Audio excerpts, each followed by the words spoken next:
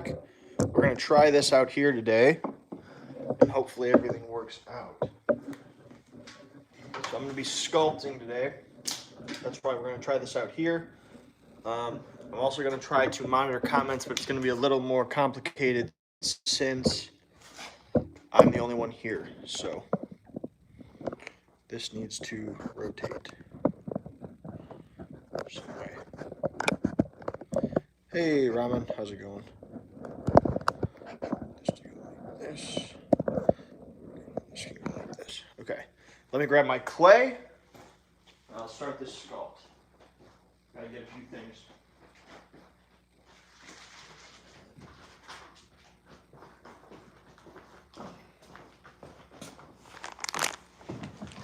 Clay.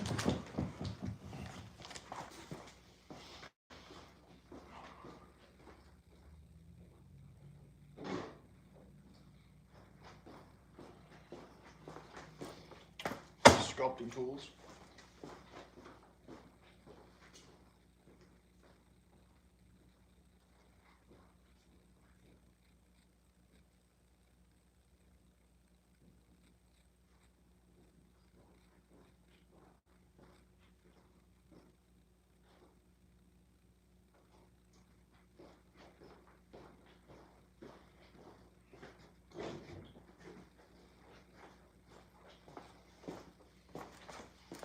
Another bust, and a grid mask. So today, what I'm doing, I have a customer who wants a grin mask, but the customer is a female. So she wants a grin mask that looks like a girl and also fits like a girl. So I'm going to be sculpting a new mask that evokes the idea of the grin mask, which is this, but is made to look like and fit a girl. So I'm going to do that. We've got two sculpting busts here. This one is what I use for a lot of sculptures. A lot of my, one second.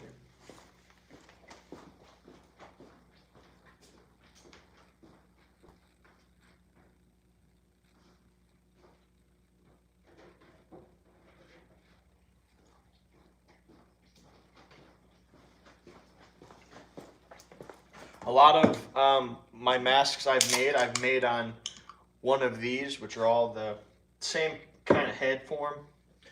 To make the female mask today, I'm going to be sculpting on this.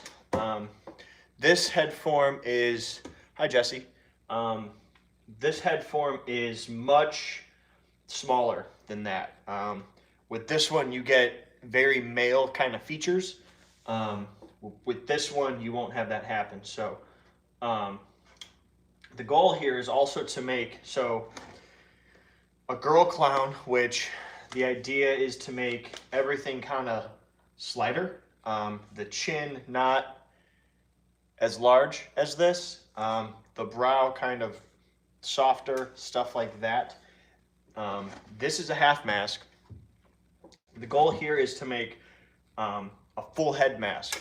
So the idea, I'm going to sculpt the mask on front, but in back, I'm going to sculpt it down to about here with the idea that if a girl would like a half mask, she can have that and then use her actual hair as the character hair. The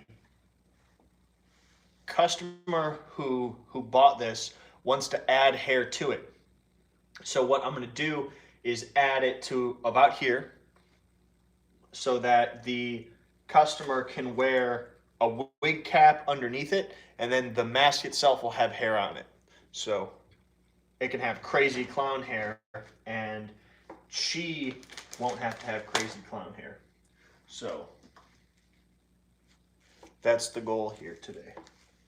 Need a bucket.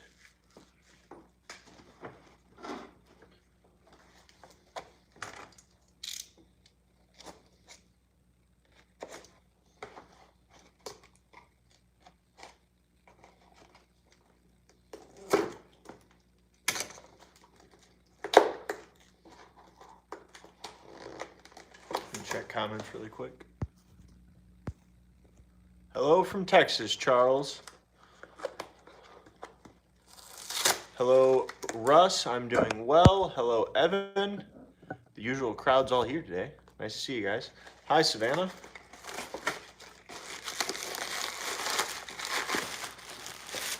So this, I'm opening, is the product I ordered. This is hopefully the solution to our dye problem that we were having a couple nights ago.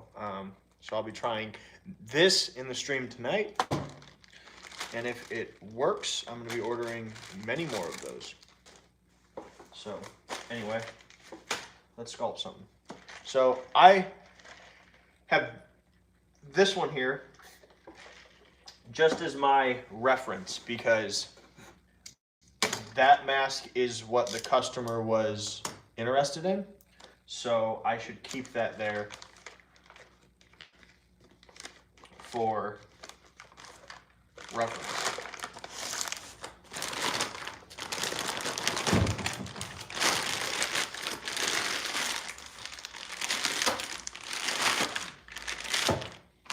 So this first part is just going to be me kind of bulking out this sculpture with the clay, and then smoothing, and then sculpting, adding, and everything else. I doubt I will have this all completed today because sculpting is a long process. Now, this is a girl mask, so I'm going to try to keep this not, I don't want to have a giant kind of mound of a mask. I like my masks, especially ones that are faces and not masks, to kind of fit closer to the actor's face. We got our custom red and white straight jacket and restraint pants this past weekend, and we love the way the costume turned out. Thank you. I'm very happy that you enjoy it. Anyway, I want the mask to kind of fit closer to the actor's face, because I like a bit of movement. So like in this, when you talk, your jaw actually moves, and that's really cool. Guitar Slayer said Haunted Hills is my favorite. Haunted Hills is my favorite too.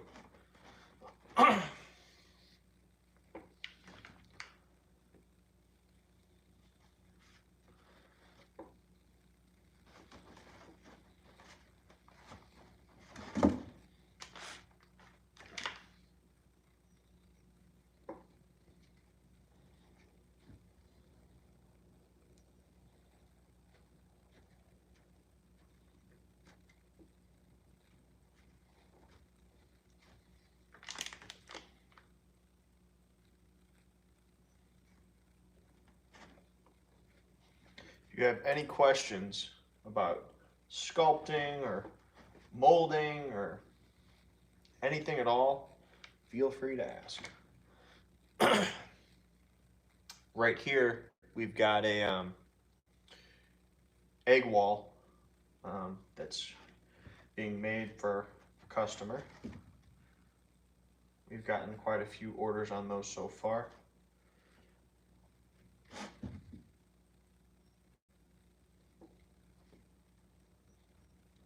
There will be a few vlogs that happen pretty soon where they do look pretty cool. Thank you. Where we make a whole bunch of stuff, and I say pretty soon meaning in a few months or so, where we make a bunch of product for us. So I plan on making a whole bunch of egg walls and egg sacs and egg pods to put in our scenes and our vines and stuff. There'll be a whole horde of those to kind of go everywhere. I explained our new plan and direction a few nights ago, in the stream, and adding a lot of nasty vines all over the place is a big kind of part of that. So a lot of it is adding vines, retheming, repainting, changing our lights, stuff like that, planning it all out.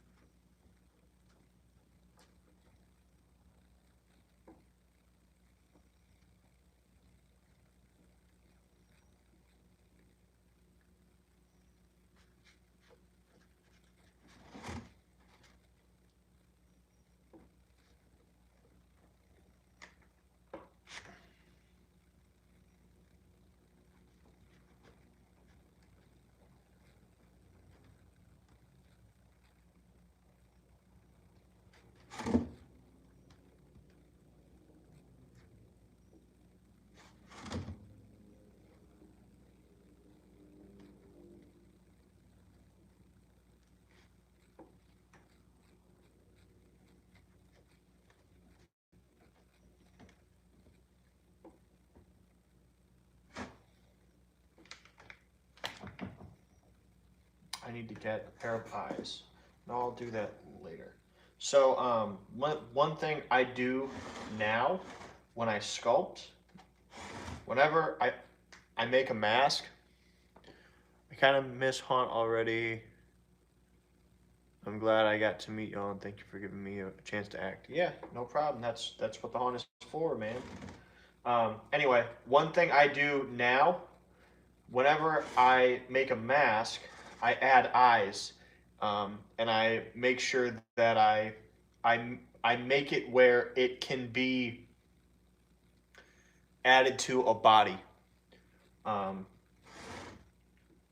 so I keep that in mind because our masks turn into our faces on our bodies. So I might as well make them and sculpt them to be multi-purpose.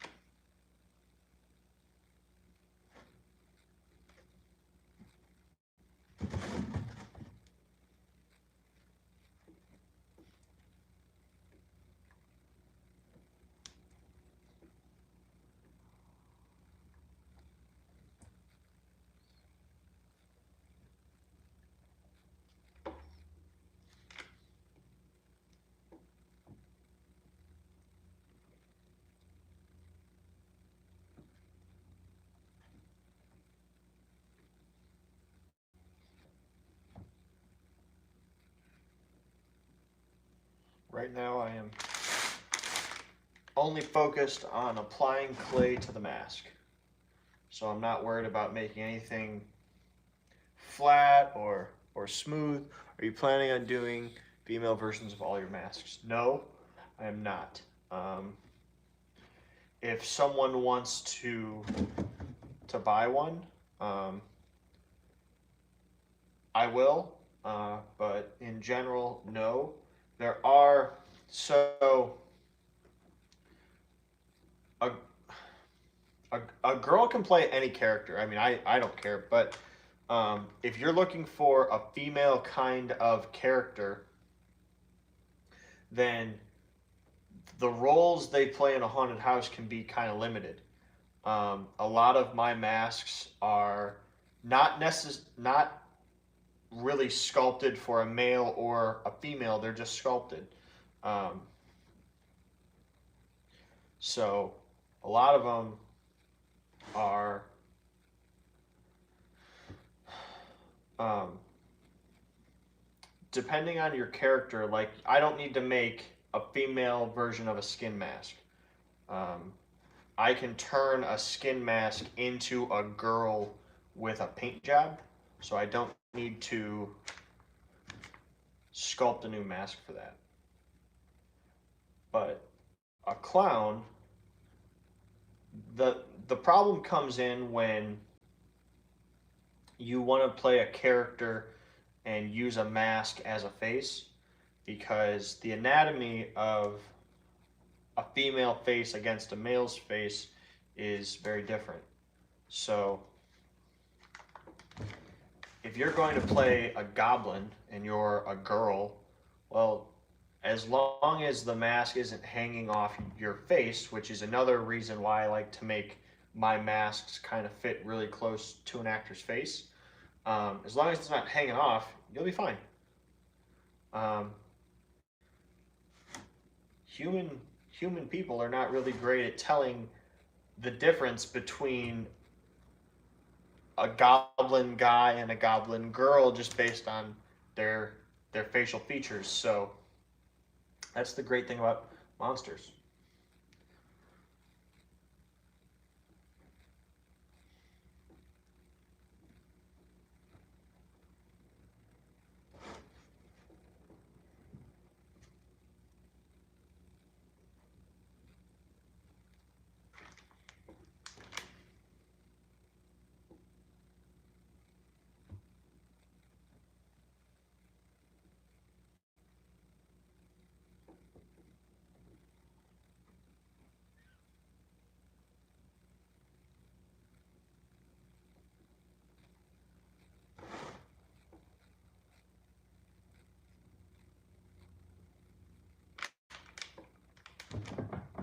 As far as masks kind of go, I have lots of plans for more clowns and circus things.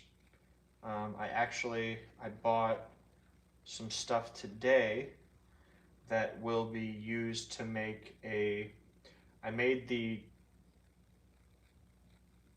circus rat, and I bought some stuff today that I'm going to use to make another circus animal that I've had in my head for months. Apart from that, I would like to make a lot of clowns. Not really for the masks, but to turn into characters, because clowns, you don't want to have like multiple clowns that have the same face, because again, that's its face. So unless they're twins or there's some weird kind of effect that you were aiming for, you don't really want them to be all the same. But yeah, I'm looking to make a lot of clowns, and then I'm looking to also make a lot of evil, monstrous kind of bug things.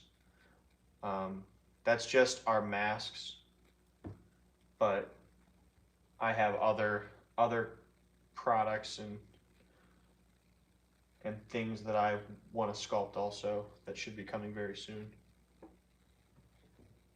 It looks like toward the end of the week I'm going to need to make a trip to um, a pottery store to get some more plaster because I only have one bag left and about half a bucket. So that won't even be enough to do this mold.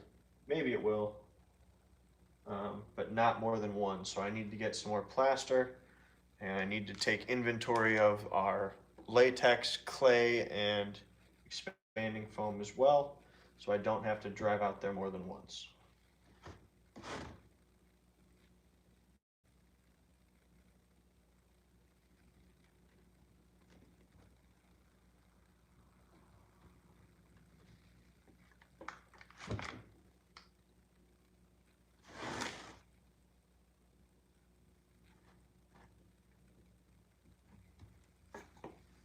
Check comments. That's awesome. Thank you, Russ. All the episodes are amazing. What do you love about being an artist when you were sculpting? What do I love about being an artist? I don't think there's anything I love about being an artist. You just are.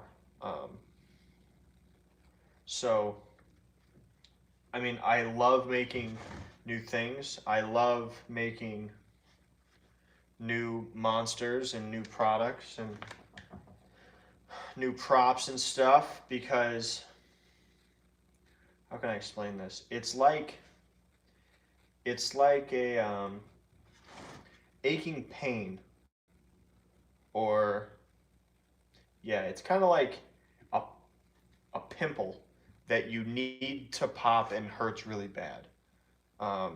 When you have this thing in your head that's constantly just going and begging to be created and sculpted and whatever, and then finally you get to make it and it's done and it's went from your head to reality and you can move on to something else. It's like popping a pimple, or like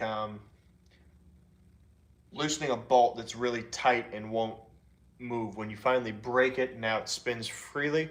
It's like that. So it's kind of a relief when I get to make stuff like this, new things. Um, so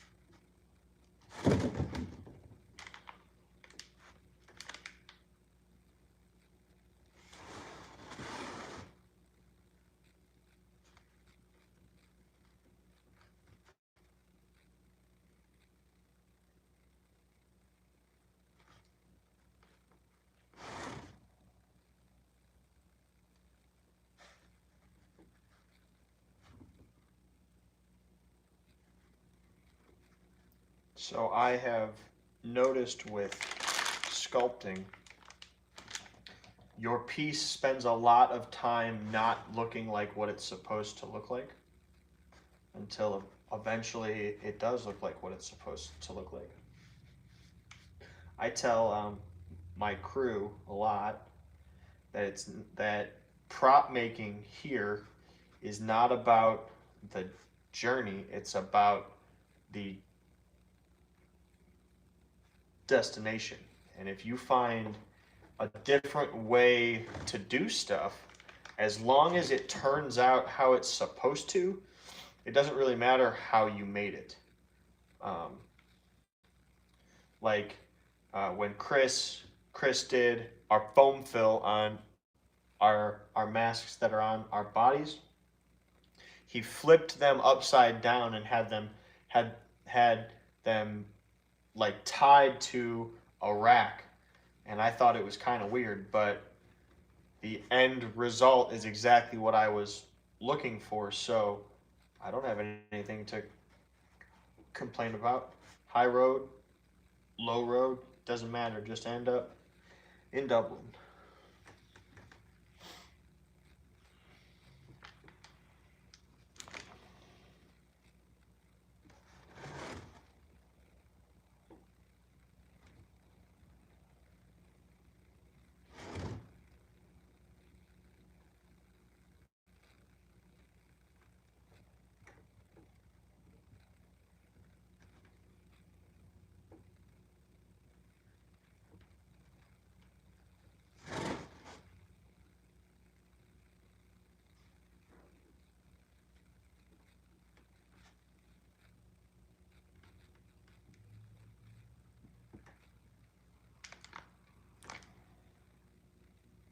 So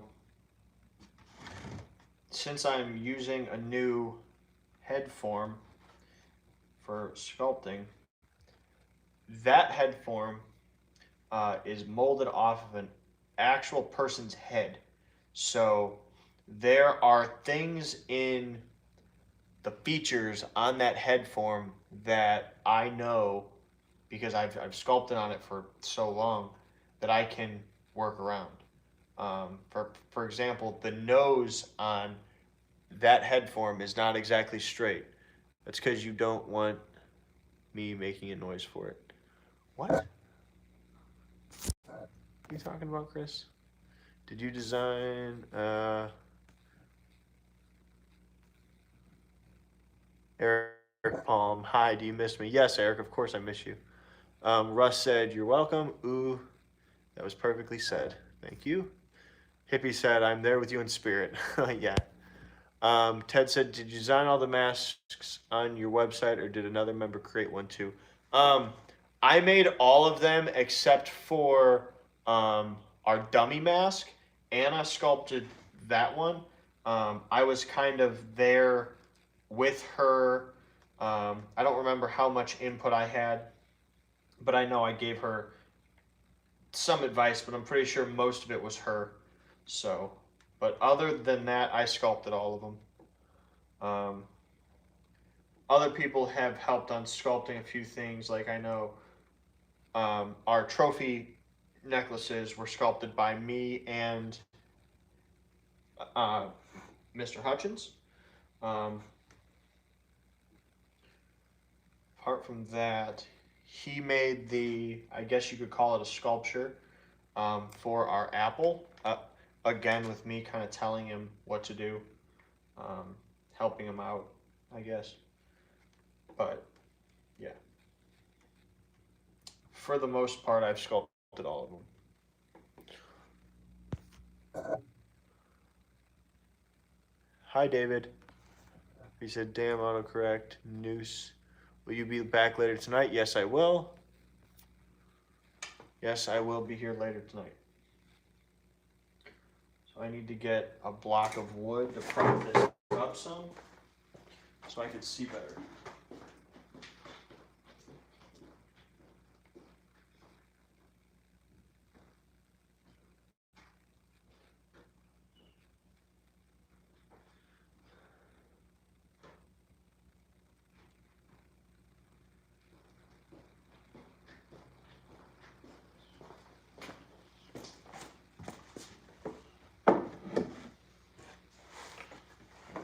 So that just kind of props it up so I can see more underneath it and things.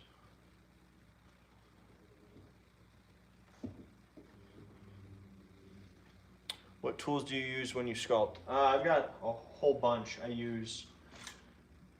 This is for smoothing out large anatomy. I've got all kinds of little rakes and loops and little sculpting trowels. A few that I made myself, like this guy, which is just a bandsaw blade and a pen tube.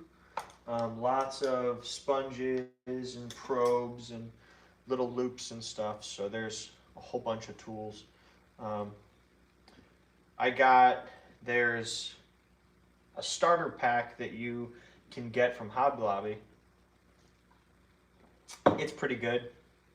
It's not complete.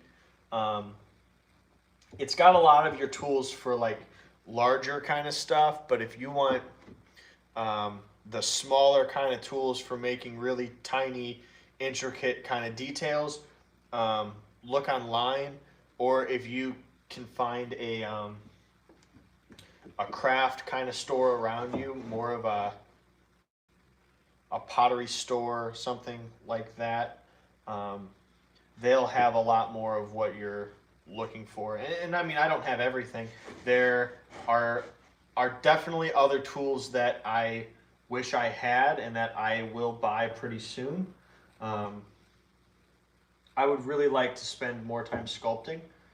Um, in my ideal world, I would have. I would love if I could spend most of my time making new shit, um, because that's what I really like to do, is make new things. So if I could sculpt something new and then let other people take over the creative process after that, like I make one whole prop, I sculpt it, I mold it, it's poured, I trim it, I paint it, stuff like that, and then I could turn that process over to production. That would be ideal, but if Ed Edmonds can't make that happen, I don't think that'll happen here, because there's a certain kind of quality, and a lot of it comes out in paint. And the way I paint will be kind of different than the way others paint. You can tell who made a product. Like, I can spot an Alan Hops mask pretty quickly. I can spot a distortions prop pretty quickly, because I can recognize how Ed sculpts and how he paints, different stuff like that. So this is also interesting to me because Hobby Lobby is such an awesome store. I have a lot of things I'd like to do in the summer, hopefully. Yes. Chad Smith said, just jumped on. What you sculpting? I am making a female clown mask. Hobby Lobby is awesome. It's really, really annoying me right now that they're not open for anything, not curbside or anything. And they also they don't have any information up about when they plan to reopen. There's nothing online, no articles. They don't have anything on their website. It just says closed. And I actually went to Hobby Lobby yesterday. I vlogged it. That should be up pretty soon. And on their front entrance, they just have up a sign that says, "We'll open when the health crisis improves." And that's it. It doesn't say improves how much. It doesn't say we would like to open at this time. So I know that Hobby Lobby is kind of their own company, and they don't care what other people do. Like, they're openly like religious, and they have their own kind of biases and things, and they're one of those companies that don't seem to care. Like, I think they have some kind of policy about you can't have health insurance through them if you are in a gay relationship, which is crazy, but that's what they think, and they seem to not think it's a problem, but somehow they're still able to work. I don't know if that's still a thing. Didn't Hobby Lobby get a whole lot of, for, what did it say? For illegally being open during lockdown? I didn't think so. I didn't hear about that. So Ramen said, just got $100 worth of Hobby Lobby gift cards. I can't wait until it reopens again. Absolutely. Josh said he just passed the haunt. I'm here right now. Chad said, are you using a female-sized armature or just sculpting using a thin layer of clay? I'm using a smaller armature, Chad. Ethan said, didn't Hobby Lobby get a whole lot of heat for staying open during lockdown? I don't know. I didn't hear about that, but that would make some sense as to why they're not, because they're not even doing curbside. I don't know. It's interesting to me that Walmart is open, but Hobby Lobby can't be. I understand that Walmart's open because they have food. If that's why, then why are there so many people in the electronics area? I've been to Walmart so many times since all of this happened, and maybe only half of them were for food.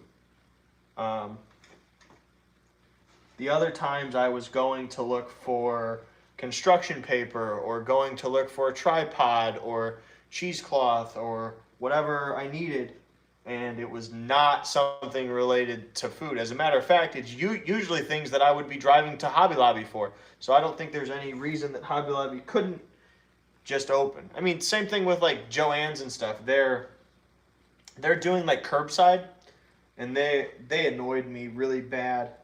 I ordered 2 bottles of leather stain, and I drove out there, and it's a stain. It's in a bottle on a shelf. It doesn't take any prep work. It's not cloth that you have to find it and then chop it and then price it and all that. It's just cloth. So I drove out there, and they said it could take 2 days for your order to process, to which I'm thinking, like, it takes you 2 days to grab 2 bottles of stain off the shelf. Plus, I'm the only one here right now. You could walk in right now and just have me leave, and we'd be happy. But instead, I drove home a half hour. As soon as I get home, I get the email that says your order's ready, and then I have to drive another half hour back, grab my products, and then leave. I went to Best Buy yesterday, and they have a much better, what I think is a better kind of way. They have the you can order online thing, and they'll walk out once you are there. But they also have, you can just walk up, and they have a table with a guy there, and he's like, hey, what are you looking for? And I'm like, I'm looking for this. And he's like, okay, I'll grab it. And I was in and out of there in like 10 minutes. And I got a holder for my tripod that you guys are on right now. And everything was great. So, yeah, everyone is handling this thing kind of differently. I know that Indiana is supposed to open. I mean, a lot of places said like May 1st, and then they said May 4th, because that was the Monday after May 1st. And then they said, now it sounds like they're saying May 18th. Let's see. It will be over there later tonight. Oh, Josh said he'll be over here later tonight. Dead End Yard Haunt, Michael's is open in Texas, but Hobby Lobby is still closed. Yeah, I've never shopped at Michael's, which is kind of weird because they're right next to Hobby Lobby, and I literally never walked into a Michael's. I did order some stuff from them the other day when I was trying to find the leather dye, which that product also turned out to be wrong, so that didn't really help me. But what else? I live in central Indiana, and I can confirm that it did get a lot of heat from illegally being open. Yeah, interesting. The one in California, Fresno, got fined and forced to shut with cops and tape over the door in March. Nice. Trying to find a job right now sucks. California lockdown extended until May 31st. Yeah, California, I feel like usually takes this stuff to like the extreme. May 25th is when the gym opens. Yeah, I'm excited about that too. Russ said, yikes, that stinks. Yes, it does. Chad Smith said, Illinois is getting screwed. Yeah, I have heard that. Illinois is having it pretty bad. Here we are kind of watching what happens in Illinois because Northwest Indiana kind of gets lumped in with the Illinois and Chicago kind of stuff. A lot of people who live here work in Illinois and Chicago. So anyway, this thing is all bulked out now. So now I'm going to move to smoothing. I'm going to smooth it all out, and then I'm going to start to add the larger anatomy. The smile, I'm going to put a small chin on this, but not a totally flat chin like it has now. So I have to go to Illinois twice a month. I'm kind of glad it's closed. Really? So I'm going to smooth this all out. And to do that, I'm going to use this raked. No, I'm not. I'm going to use this rake to start with. Large rake tool. I made this out of an old horse brush that we used for ripping up costumes and stuff. It was an old one, so I just chopped off the extra loops, and now I have one large kind of version of that. So this is the one I made out of a bandsaw blade, and this is the larger one. It just covers more area, and you kind of start, so it'll look kind of crappier to start with, but all of those lines are going to be easier to smooth out than every small kind of bump. Hi, Devin. Is she watching? Do you guys grind down your teeth on your rakes? No, I do not.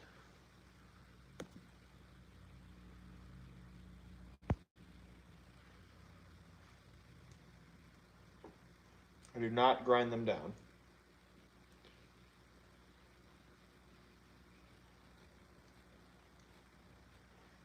So, and this is kind of a process on its own. So I'm going to rake over the whole thing, and I'm looking for general smoothness. So those lines and stuff will all smooth out pretty easy. I'm looking to take away the Rockman kind of look that it has right now from all of our lumps that I laid on. I think for this, I'll bring the camera closer so you guys can get a better look at the sculpture as I'm doing this. There you go. Do you like Monster Maker's clay, or do you prefer a different kind of clay? I just used wet clay. It doesn't matter where it comes from. I've noticed, Stan Winston, that a lot of the sculptures will take the points on the teeth. I haven't tried it yet. Yeah, I've never watched a lot of that. I'm positive that I could learn a lot about sculpting from that. But I just haven't.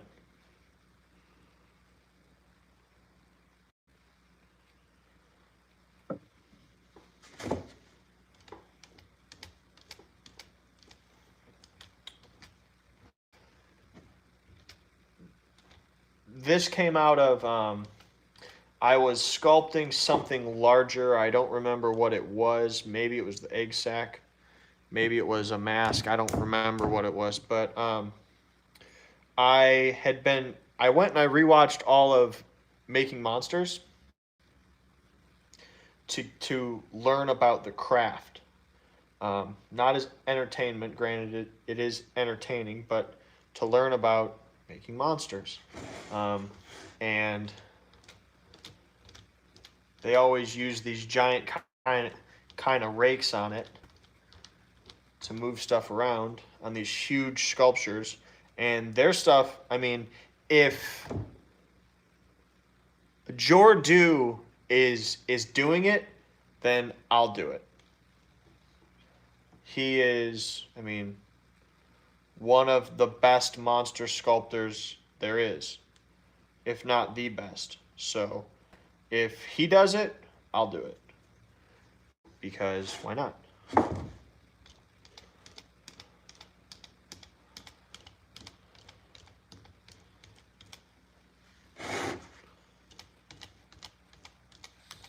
So then I was trying to find something I could use as a sculpting rake, and I noticed that I had quite a few of these laying around that weren't enough to do costumes with anymore. So instead, I said I'll cut that one up instead of throwing it away, because I think this one was actually broken. The last loop was actually broken from ripping up so many costumes. So it was easy to just chop off the extra loops and turn it into this.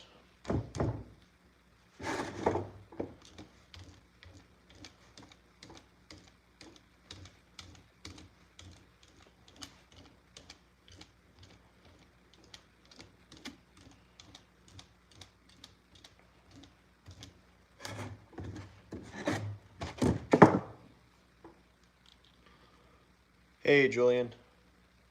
Let's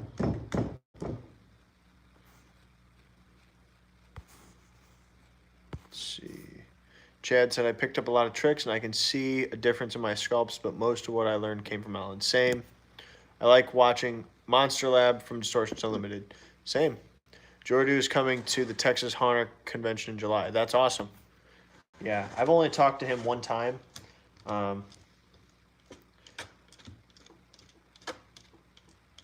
But he is, I'm sure, a wealth of knowledge.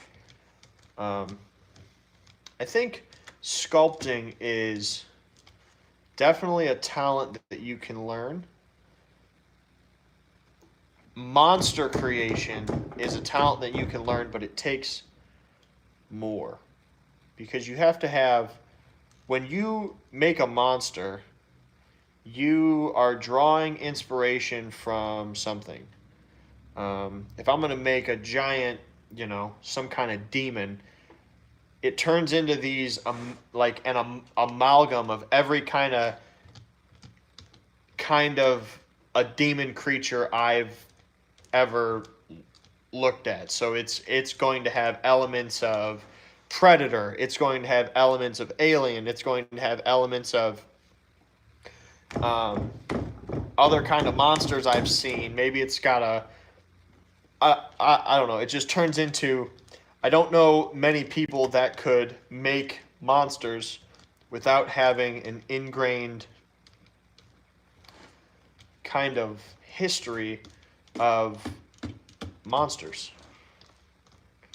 which makes sense.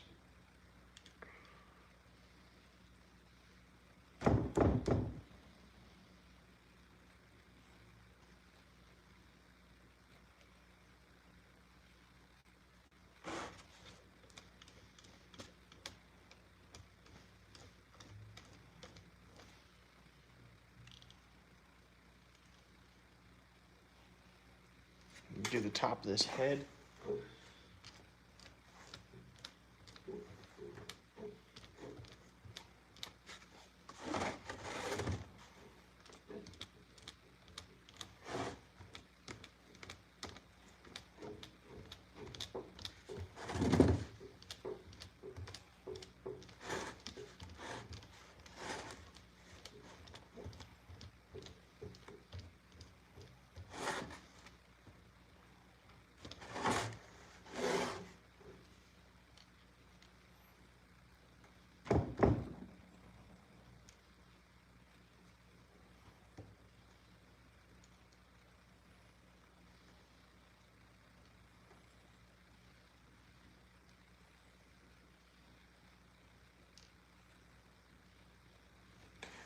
So now I'm going to take my smaller rake and hit the inside anatomy of this.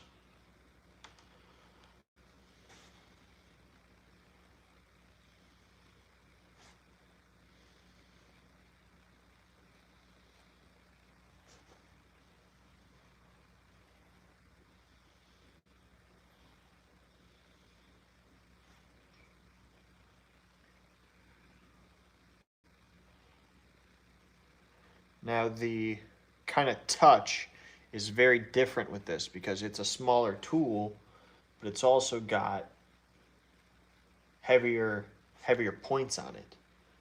It's kind of like try and push a needle into your arm. Very easy. Now take a hammer and try to push it into your arm. Not so easy. Not impossible, but not easy.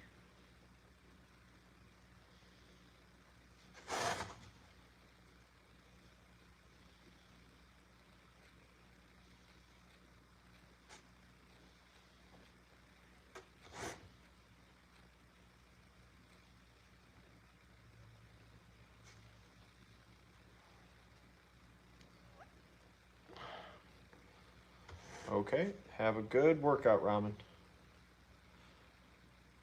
I don't know where you're going to work out, but I'm happy that you are being healthy.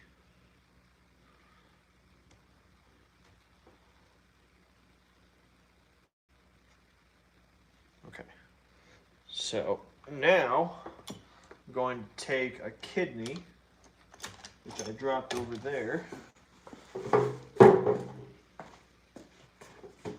Now we're going to smooth out the whole thing much more as soon as I find the kidney.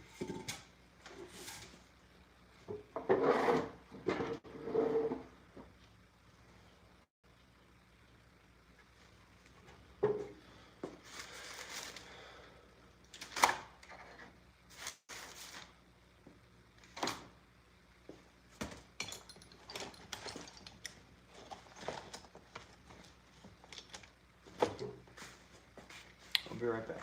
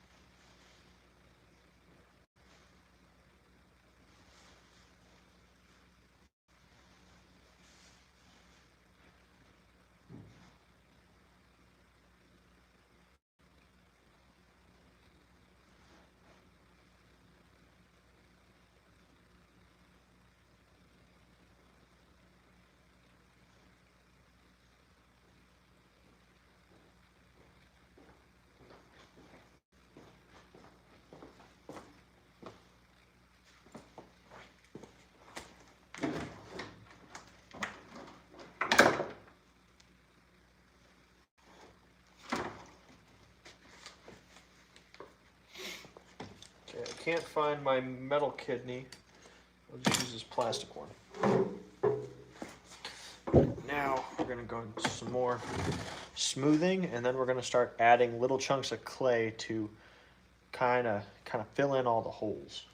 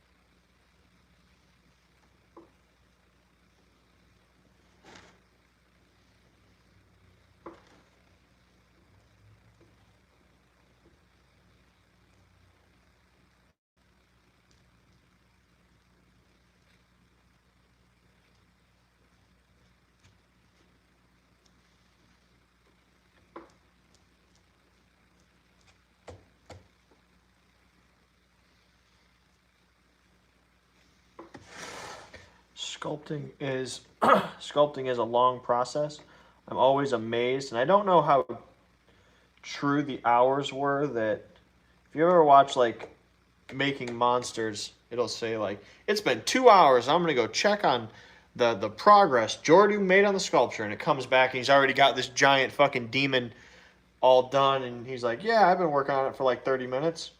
I don't know how accurate that is.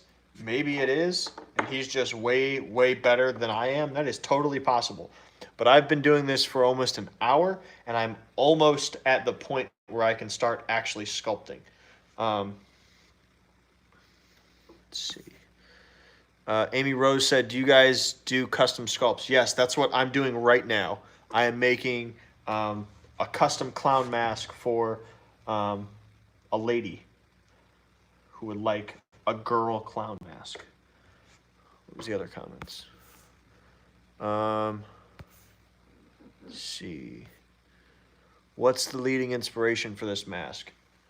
Ethan, this mask is the inspiration for this mask, so that is what I'm going for. Devin answered that kind of. How long does it usually take for you to sculpt a mask? It depends what it is. It depends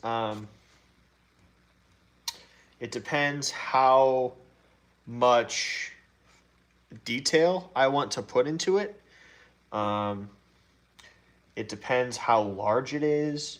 It depends, is it a 2-part mold or is it a half mask? There's a lot, but I mean, hours. It's not a quick process at all.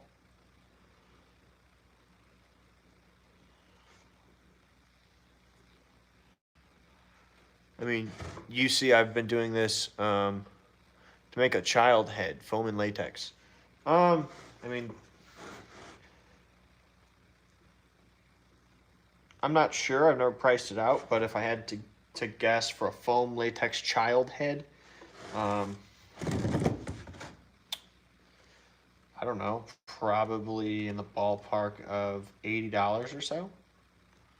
Something like that.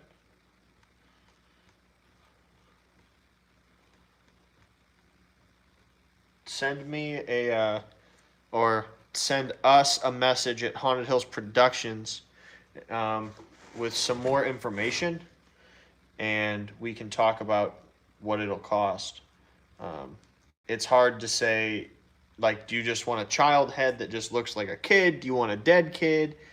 Need a little bit more information than just how much is a child head.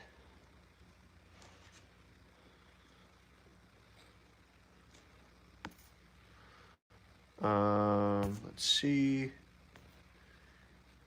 Do you do customs? All right. One of the videos he hasn't sent, Whipson, he's a realistic human bust in about 3 hours. He's freaking fast. Yeah. And I mean, once you've got it kind of bulked out, that takes a long time because you're applying clay. But once it's all smoothed out, I mean, that's kind of a major part of the process. He also, he does his clay kind of different than I do. He cuts it off and lays on whole slabs because he's not working on an armature. He sculpts out a straight up clay. So he'll take a whole block of clay and just turn it into human head. I'm not that good yet.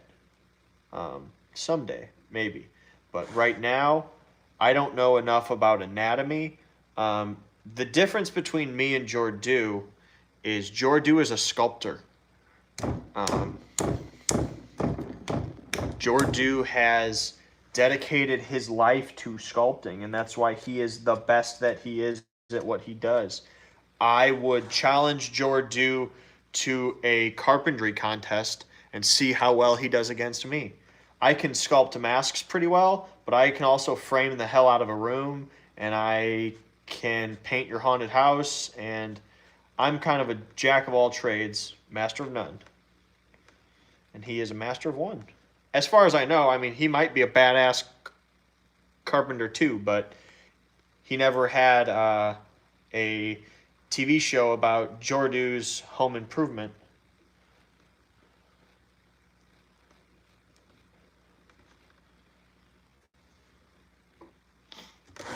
Coming soon to Travel Channel, Jordu Shells Home Improvement. Jordu hangs up a bunch of cabinets, and there comes Ed Edmonds. Well, Jordu, you know, they're not really straight.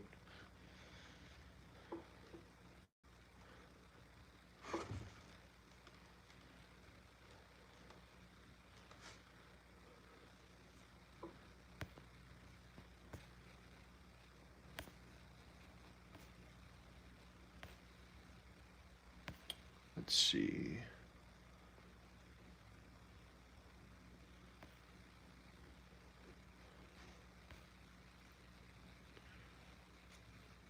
Okay. Julian said, how are the Stan Winston school? I don't know. Devin said, why are you smoothing the whole thing? Didn't you order half mask? Yes, I think the order is a half mask, but I am making a mold. So I want to make this able to be a half mask or a full head mask. I can make a half mask just by placing my mold wall right there. Then if I need a half mask, I just mold the front of it. But if I don't make it a whole head mask right now, I won't say I can never turn it into a whole head mask because there's always a way, but it's a harder process to turn it into a whole head mask. So since I'm sculpting it, and since with women they typically have longer hair, I would like to make it an option for them to be able to hide their hair in this if they want.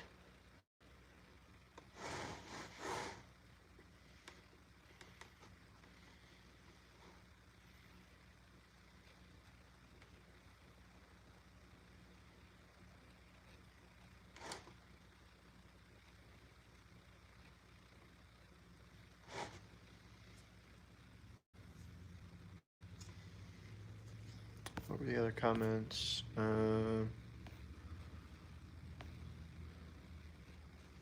Really good, a ton of info. Cool.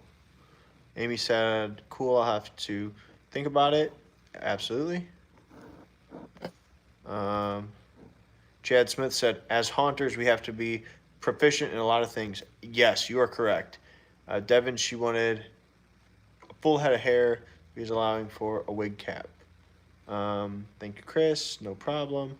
I want to see how you do the nose. I hate making nose, so it's a weakness when sculpting a mask. I've always been scared to sculpt from trying to get the symmetry of the face right.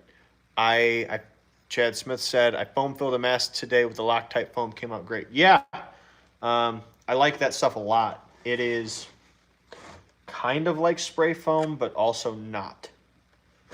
So it just feels like a higher quality product. I mean, it should be. It's more expensive. Not by a lot. I think it's about $5 a can. And one can will do 2 masks or so. And that's part of the like economy of making stuff. Sorry about that.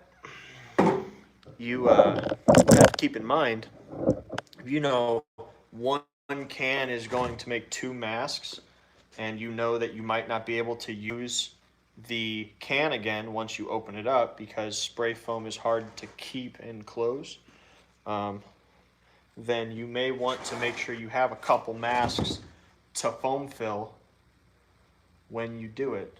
But then at the same time, maybe not, because if you try and do 2 masks at once, then you might not have enough spray foam to do 2 masks, so maybe just do 1. There's always options here, I guess.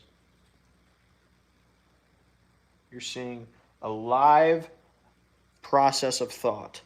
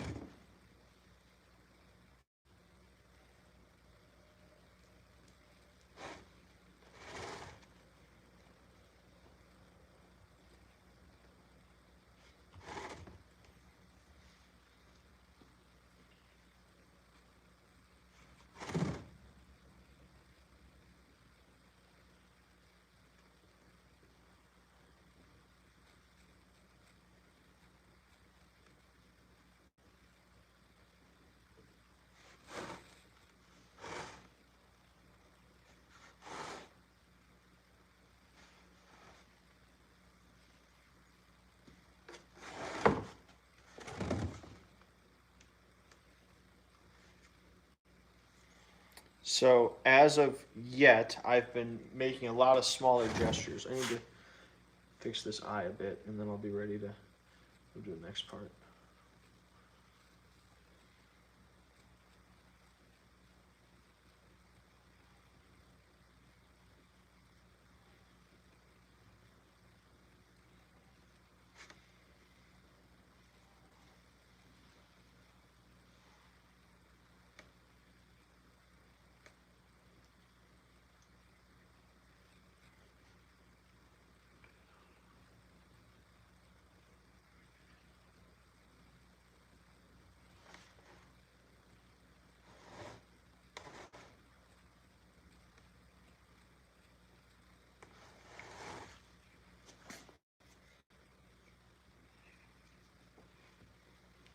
All right, so where I'm at right now, it's pretty smooth, but not totally.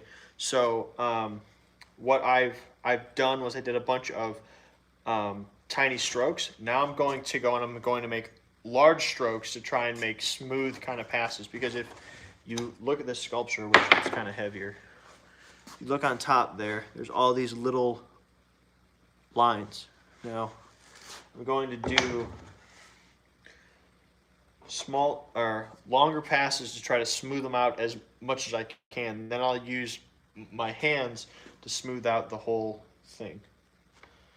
And every time I'm going to make sure I clean it off.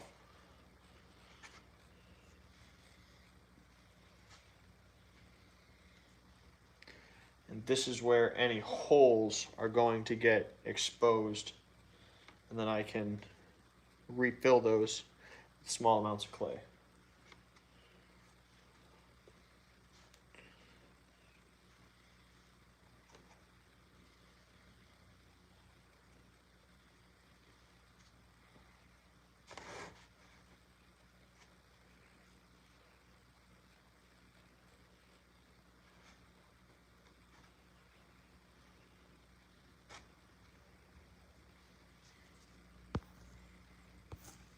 My comments are not showing up how they need to. Scott said, "Hey Justin, on a little earlier today. Yeah, I wasn't really busy, so I came up here to sculpt. I will be on later tonight also." Ethan said, "Don't be a scare, man. Just practice and sculpt both sides at the same time. Don't do one side all the way, then try to match up the other side." Right.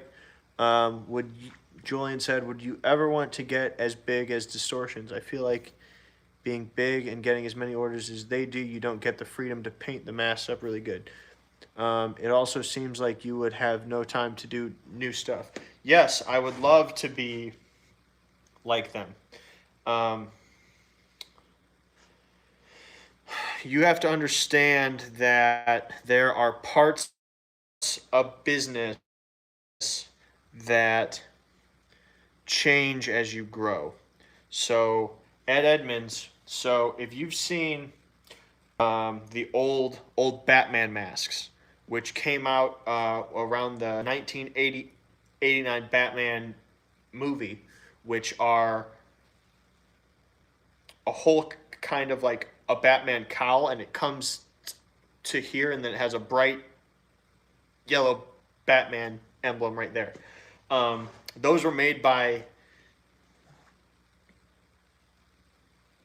Distortions. He actually had a license on that, and he was the one who got to make those. He had videos up. I don't know if they are up right now, but he used to have like a factory where these masks were just getting churned out, and he had, I mean, hundreds of employees helping to pour masks and multiple molds. If you watch Halloween 3, I know everyone hates on Halloween 3, but it shows you some stuff about mass manufacturing masks. There is a part in Halloween 3 where they're walking through like a factory they make Halloween masks, and there's just molds and molds and molds just lined up. You just have to know, I mean, obviously you need a larger crew, but if you watch how he paints stuff and how he he he does everything. There's a way to do it, but you also have to understand that Halloween tends to take over people's lives. Um, and you hit a point where you have to make that choice. I mean, do you want to hang out? What do you value more, hanging out with your friends or coming to the haunted house or to uh, your your workshop and making masks? Um, One person that interests me is Chris Sanders. His masks, everyone wants his masks. I don't know why he has never come to Trans World. Um, I know he sells enough product to come to Trans World. And if he were to come to the trade show, I mean, he would get so much business. I think he doesn't hire other people. I don't know why. Um, because there's only certain aspects that take artistic talent.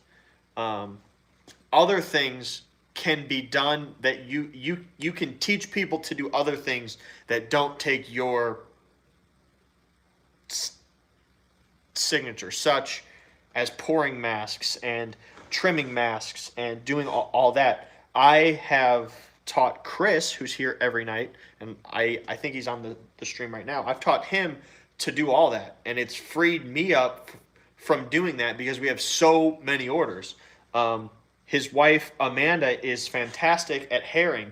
So now when am done with the paint job on a mask, Amanda's able to hair it, and she does a fantastic job. And that lets me move on to other projects, other other painting, other bodies, whatever it is. So, and he has a crew also. He's got a few guys that work on molds, and he hires other guys that can sculpt, and sometimes he has guys help him paint and things like that. So it's really just about, you know, solving your problem. I mean, it's impossible until someone fucking does it, and it's not. Now it's the model, and now everyone wants to learn how they made it happen.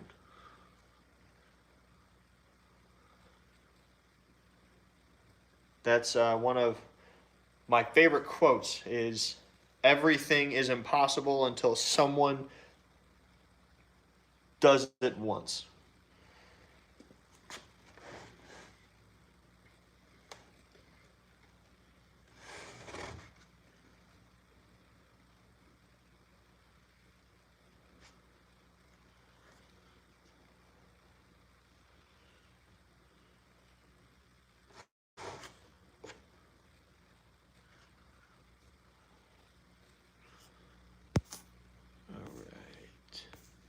What'd they say?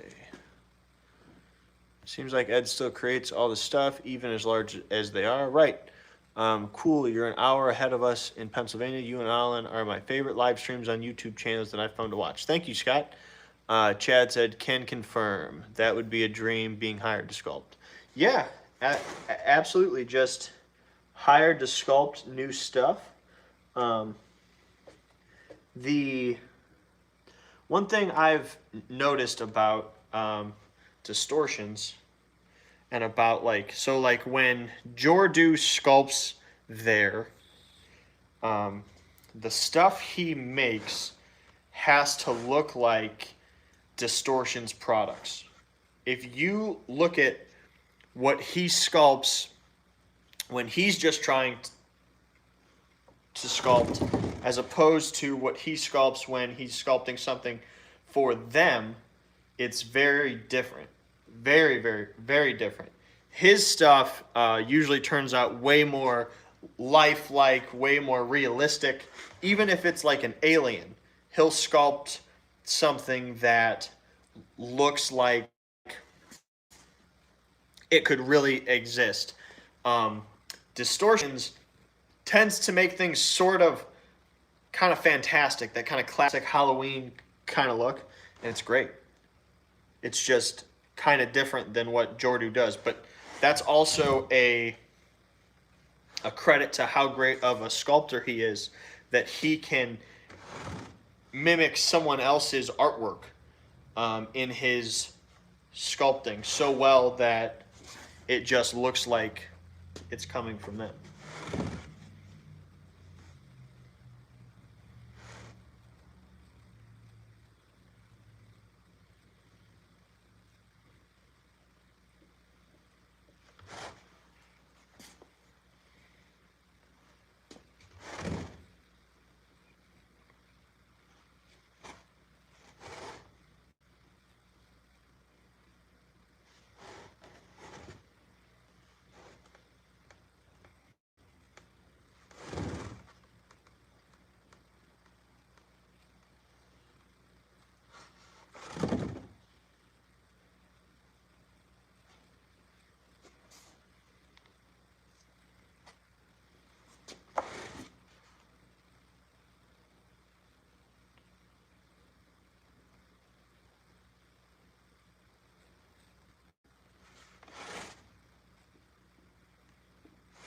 Okay, so now the sculpture is pretty smooth to a point where I can start to add the larger anatomy and then smooth out areas more as I work.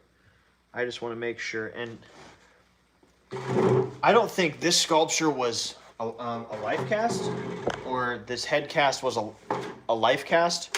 What some people will do is they will mold half of it, and then they will, sometimes they'll use a computer to generate the other half, so it's actually a mirror image, because this thing looks pretty good.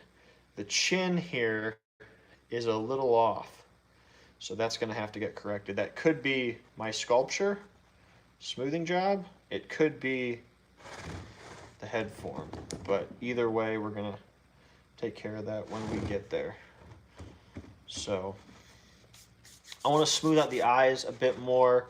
They're a little, that's a little better.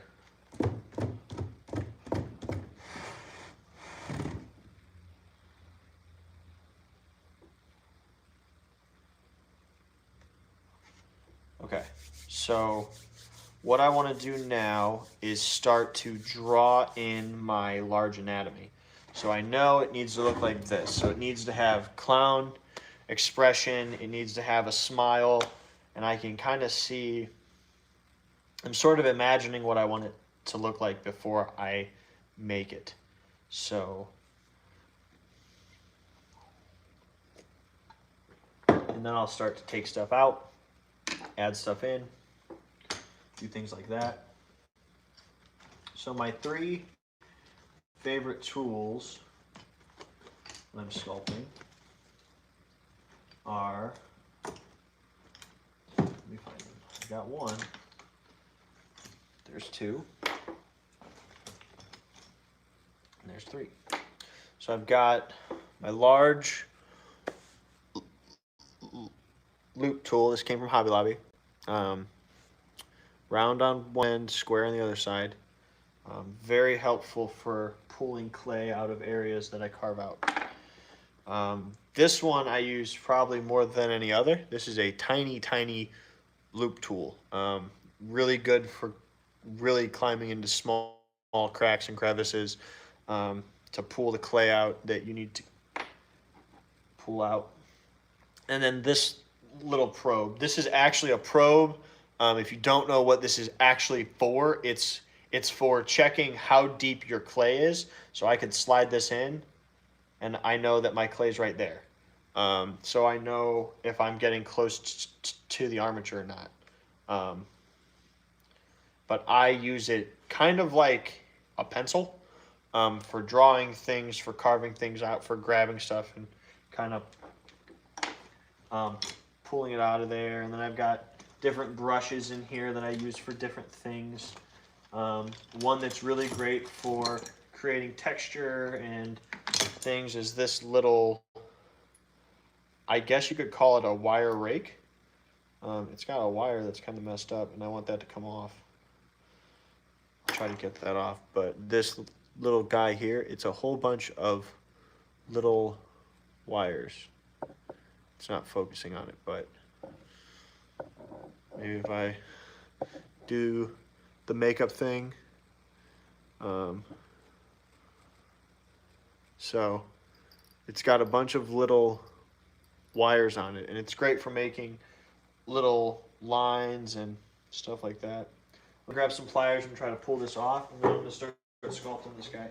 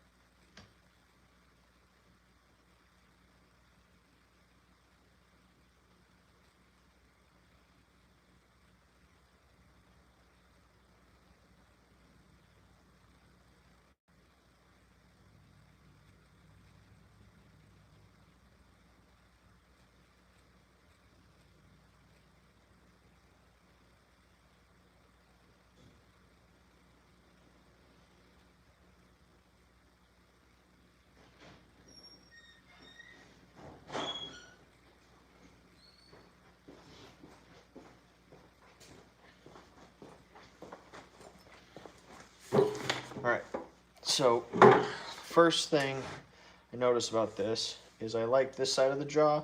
This side of the jaw is a little bit too large in the back, so I want to take that down a bit.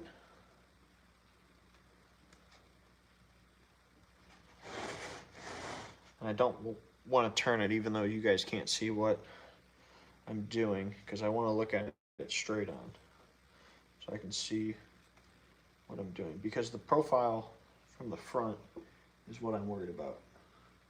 Okay, that's better. Yeah, and that side's good. So I just brought that down right there so it's less of a defined jaw. So it's got softer kind of features. Just gonna smooth it out, and I'll texture all this later on. Right now I'm just worried about how it looks. Bring my block back. Okay. So I want this thing to have a smile, but not a super large one. I'm looking right here at the cheek, and I can see that the cheekbone in this sculpture comes right along there. That's like your tooth line. So the teeth would run right along this and come up to that. So the cheeks are kind of in it already. This is why it's really important that you bulk out your own sculpture. And this is also why it's really important that you use a sculpting bust. This is why I'm not as good as Jordu, because I'm using the sculpting head as a reference for where my things are going to go. Now, that's a hurdle that I need to climb over as a sculptor if I'm ever going to make some really cool things. But for right now, it works for what I'm trying to do. So I'm going to basically cheat and use that line as where it would be. So looking at it on here, you've got the cheek lines up with the eye right there, would be about right there, is what I'm looking at there. So this would come out. Let me figure it out.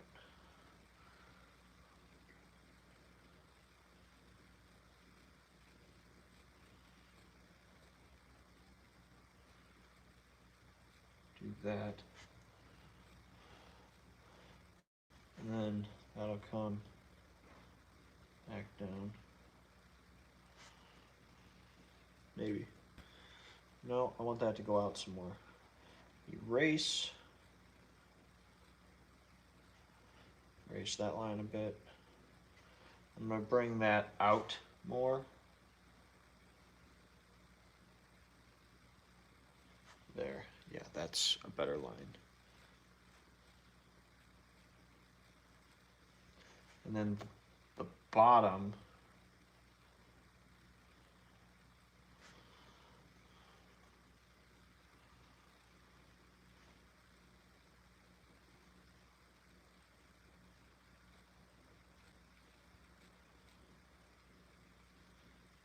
Nope, that's too much.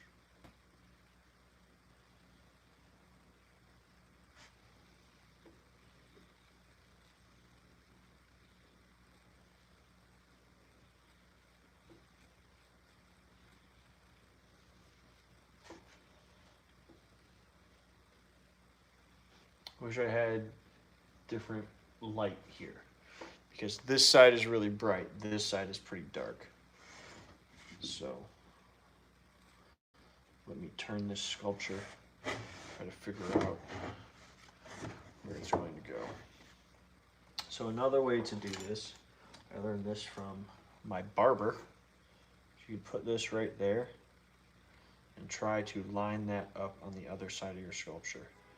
So that you look like you've got a line that goes straight across. That's pretty close. There.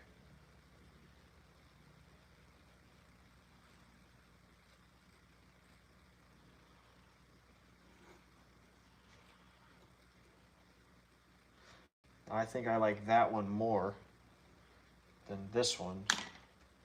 So I'm going to try to change up what that looks like. Because I like this line more, how it comes up higher. I think it gives a more sinister look. So then what happens if I bring that down?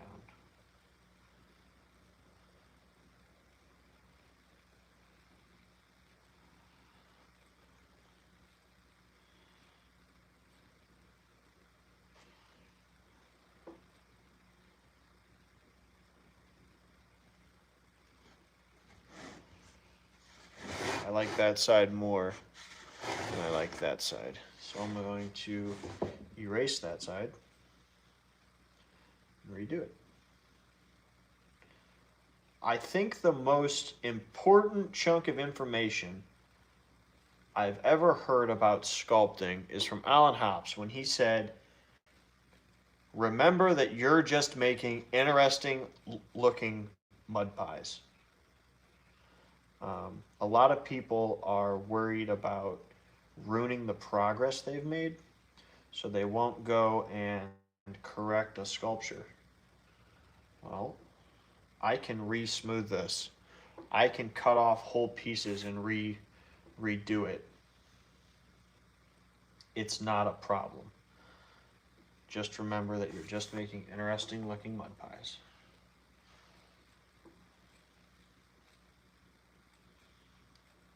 And I might redo this 2 or 3 times. That's fine.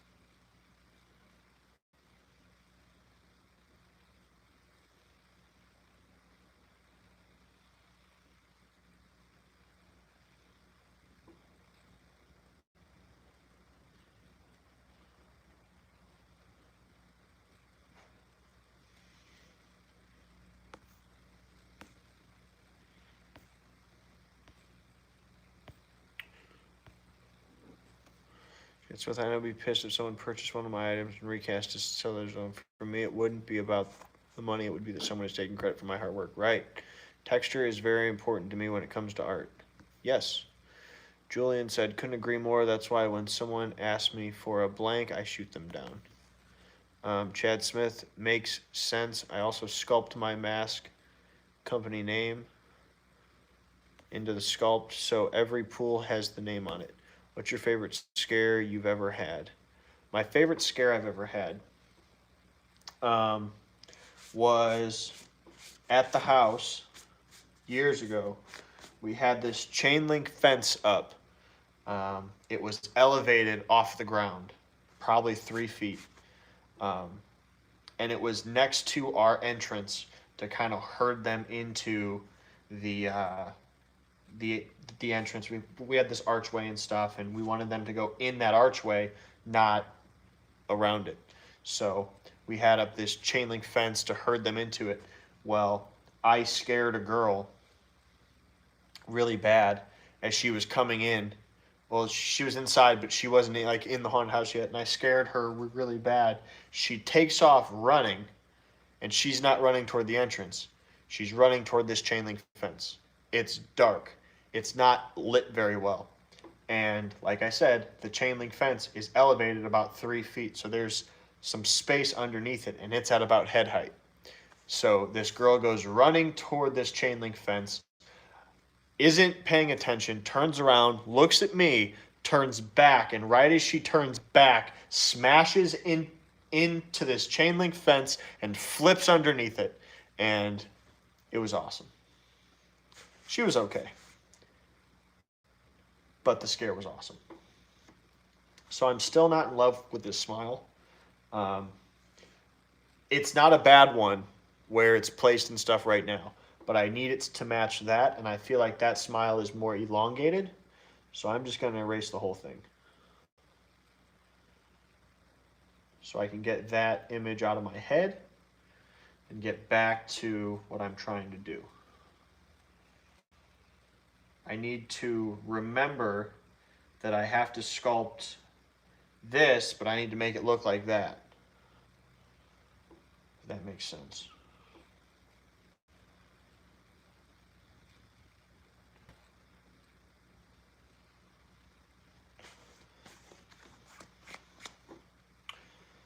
Let's see, where do we want this to go? Getting to bring it down some because we're going to build the cheeks up. Do that.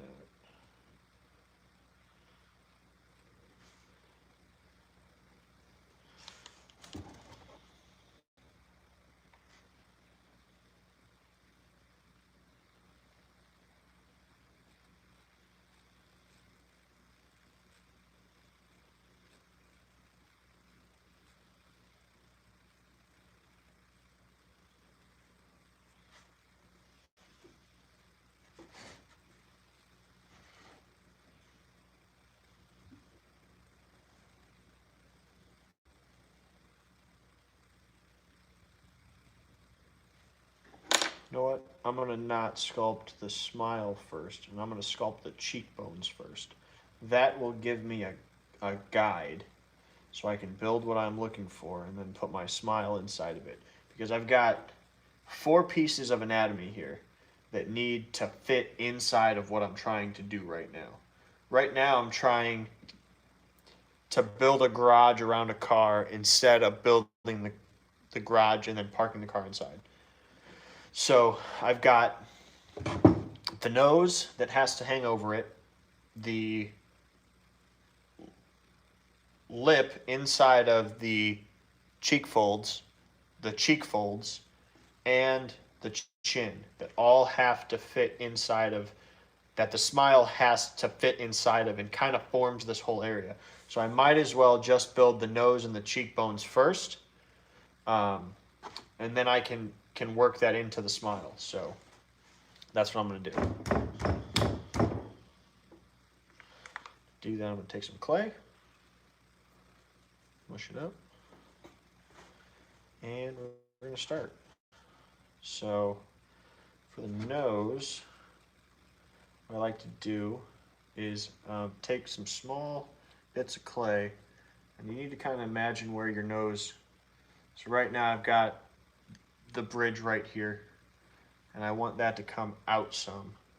because it's not totally a nose right now. So I'm just going to start to put small amounts of clay on there and kind of build it up wherever I need it as I go.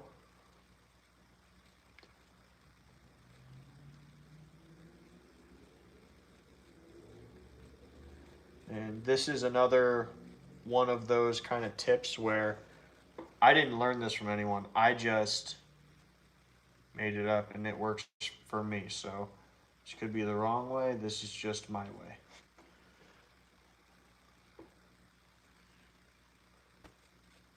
So I'm looking at it now from the side.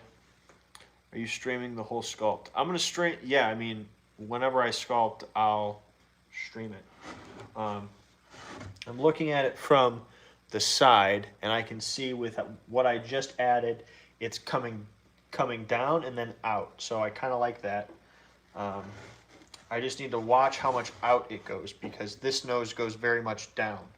So I need to keep that a little down. Put another one on there and smooth it out.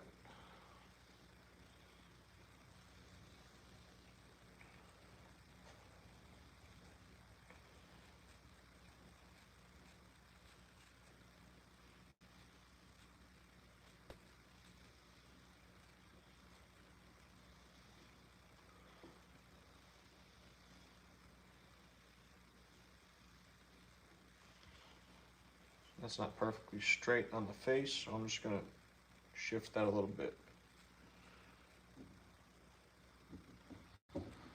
Push it down.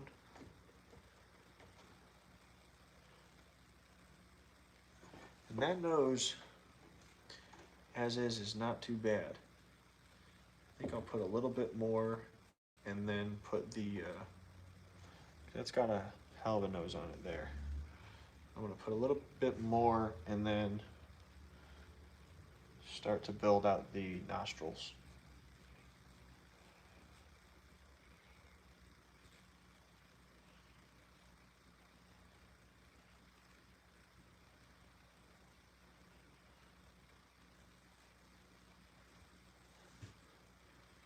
So that's a cute little nose.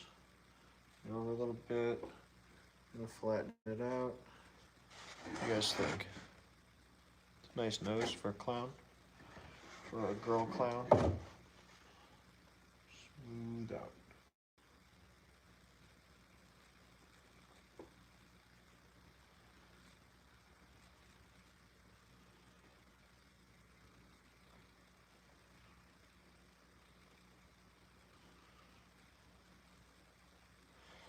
I'm gonna put little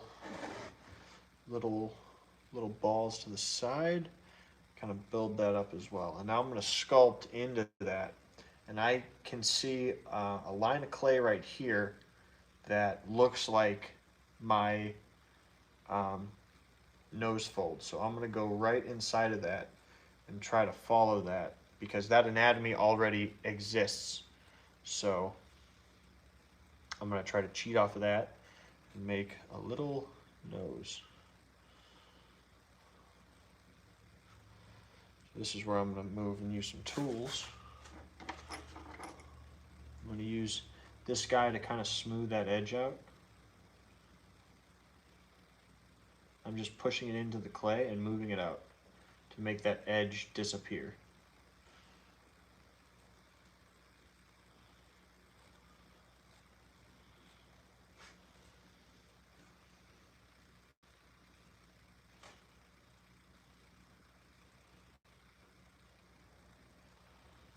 I don't want to take too much clay away from that. It's pretty soft.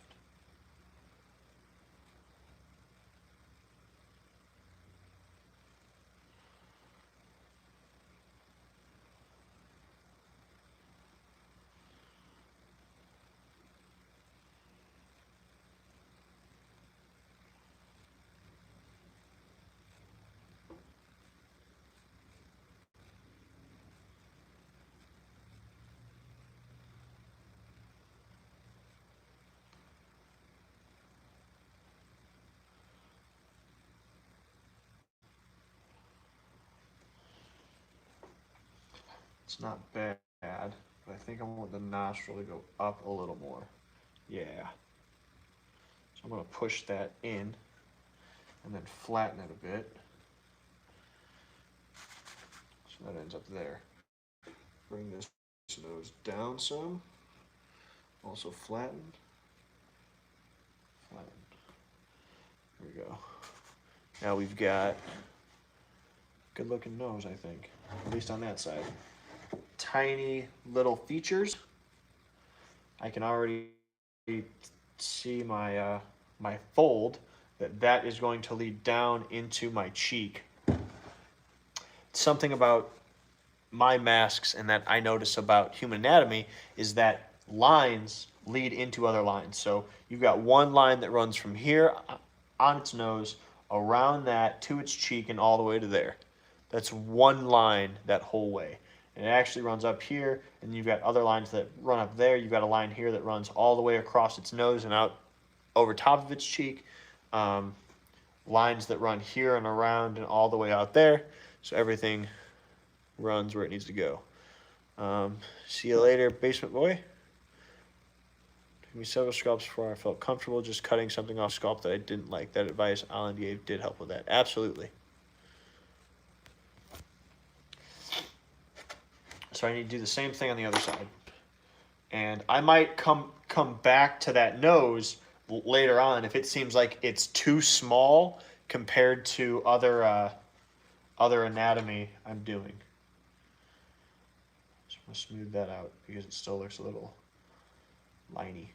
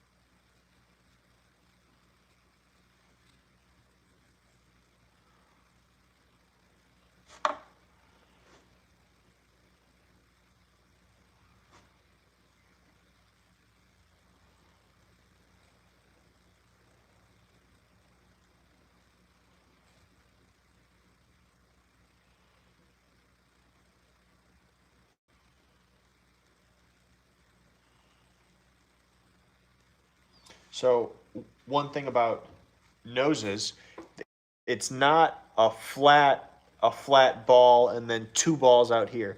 It's a wing kind of a shape. So what I'm doing here is I'm not just placing a ball and then smoothing it out. I'm placing a ball, smoothing out that ball, then I'm taking the front of our nose and I'm smoothing it into that ball to bridge a gap from my part I made here to the parts I added out here. And yes, I use my own face as reference for a lot of things. I'm not saying I sculpt my face, but I'm saying the same way cheated in anatomy class because I have all my anatomy here. I can use myself as a guide. I can do the same thing when I'm sculpting a mask. If I need human anatomy, I am made of human anatomy. I have it right here. I don't need a phone. I don't need any pictures. If I'm sculpting pecs, well, I can touch my chest and I can feel where my pecs are. I can feel where my ribs are and where they run to, and I can actually look at it. So it lets you have a better perspective. Now I need that to go up. There.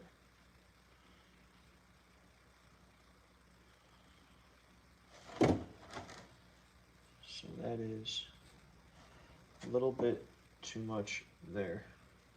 So I'm just gonna try to roll that in back toward the nose.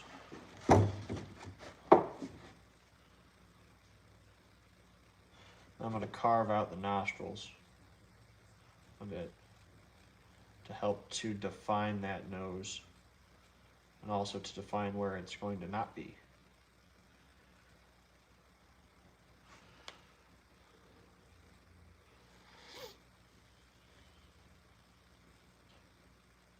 Noses are hard. I definitely made a few things that the nose was not very good. I could show you one. Here, this would be cool. I'll be right back. Let me grab a crappy sculpture I made.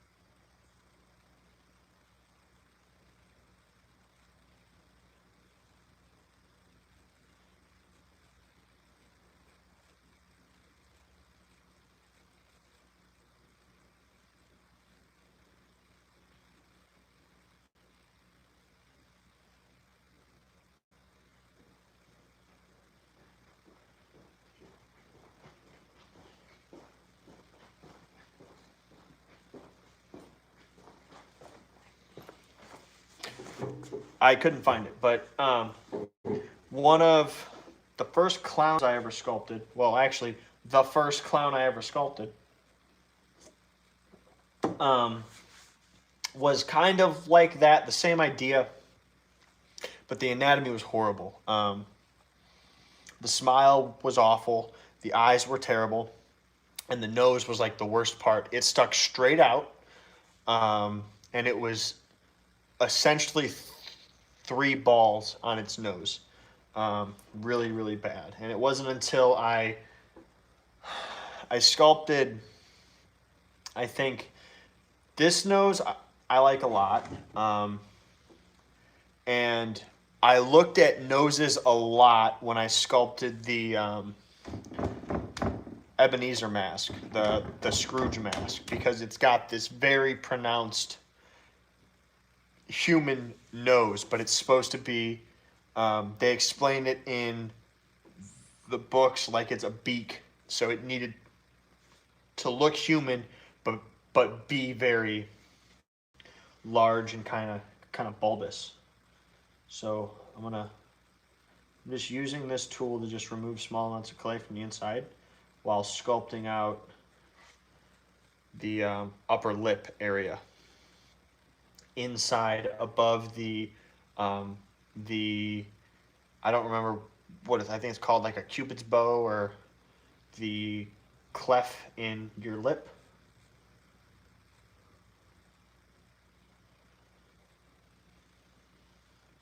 I'm also going to do a bit around the nostril in the back. Actually, let me carve this one out and then I'll move to that.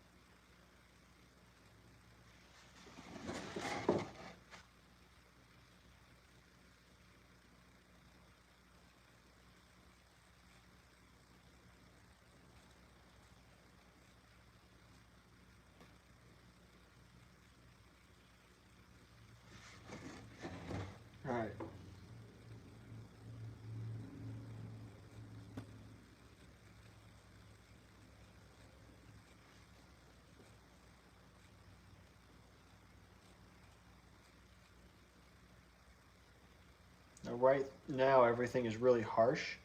Once I take a brush and water to this, everything will kind of smooth out.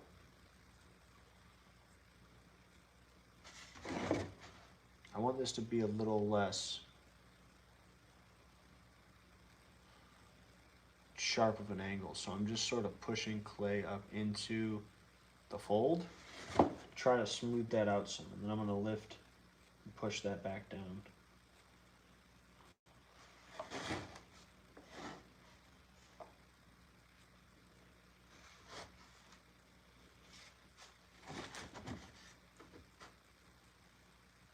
That needs to come over. That's better. Okay.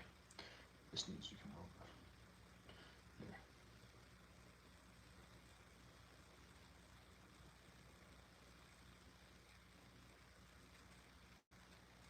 So now I've got my starting lines for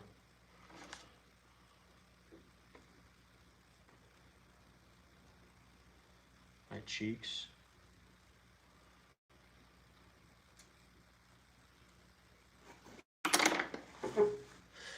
So now I can start to follow that line to build the cheekbones.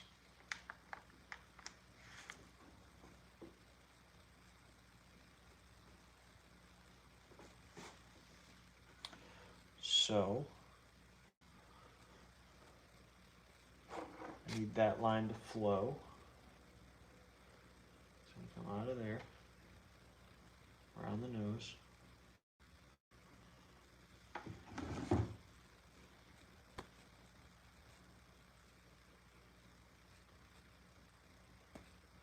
From there it immediately starts coming up, coming down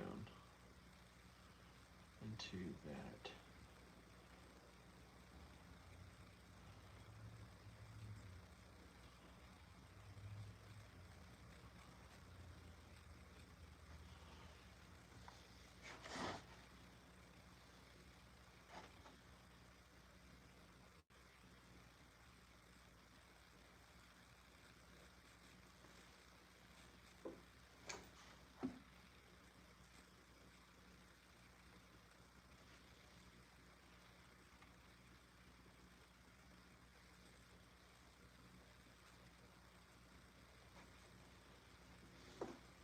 It's a good line. Last time I recorded my sleep through a sleep talking app, phone, it picked up someone talking to me.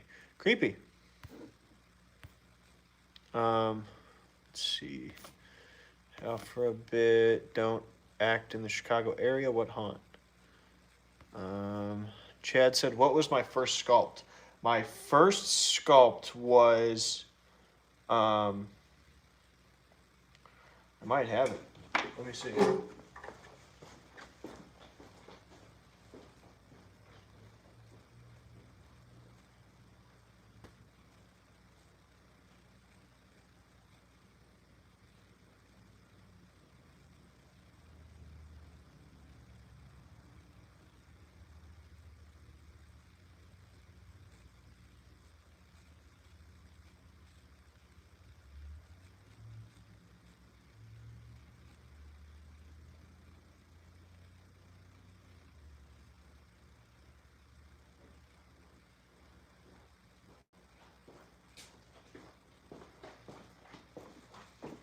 So I don't know where it is. I know I have one left.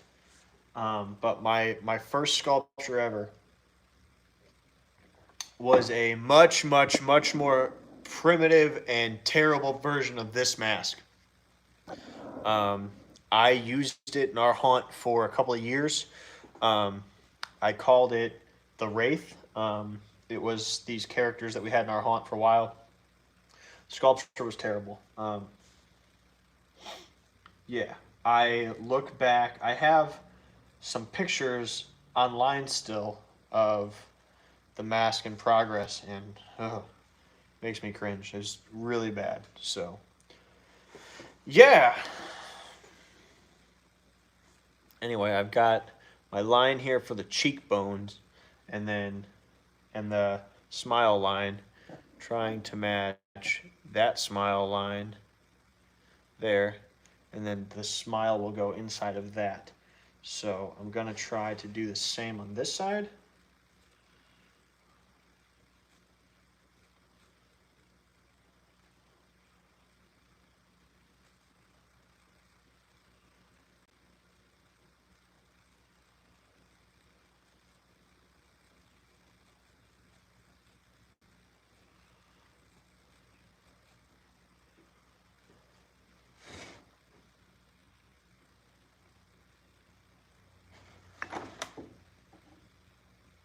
Another probe.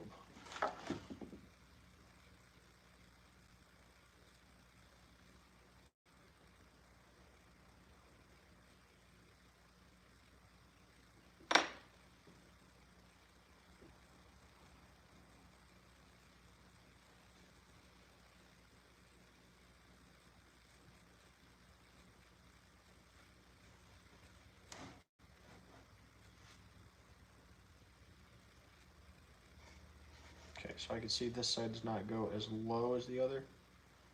Bring that down some more.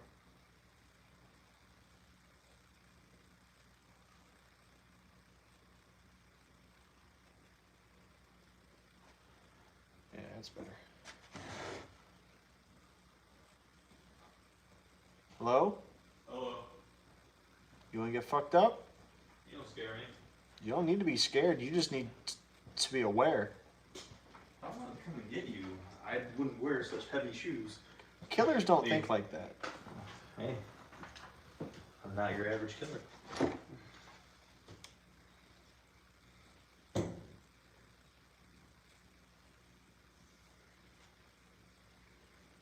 want me to put this in your car? What is it? It's that receipt. For the rent? I can just take it. I was gonna say, I can put it in your car, that way you don't worry about forgetting it. I'll just put it in my pocket. No big deal.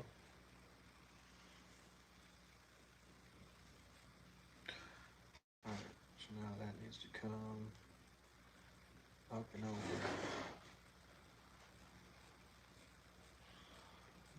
Terrible scan.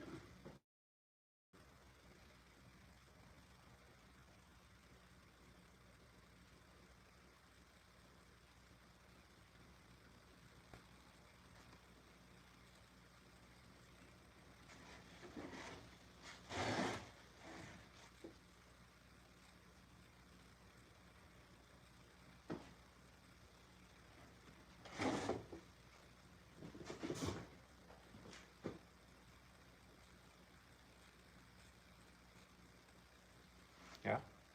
Your nose looks like it's turned up. It's not, Maybe it's just the way it's sitting. probably.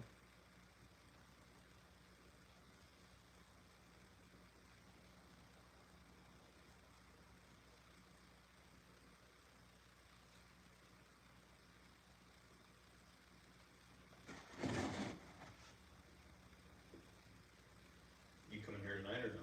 Yeah. I'll be here tonight. Alright, so now let's build up the cheeks.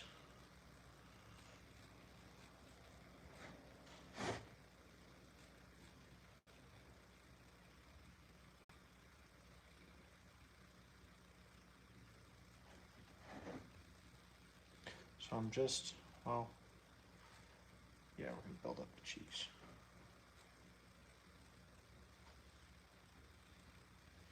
But not super excessive amount. I'm gonna take, something I like to do is carve out first. So I'm gonna take that kind of down some before I start to sculpt on top of it.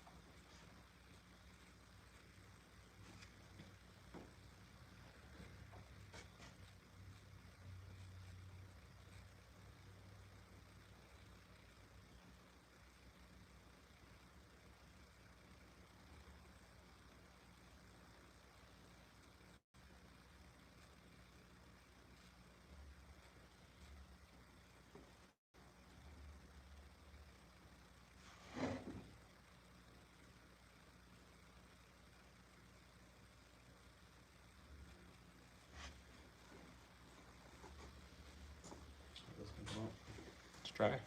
Yeah.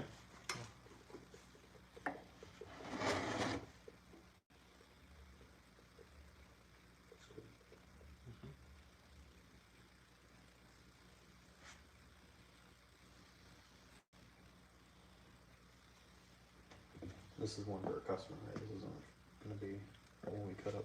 Right. We've got 4 more to make before we can cut one out. Get more.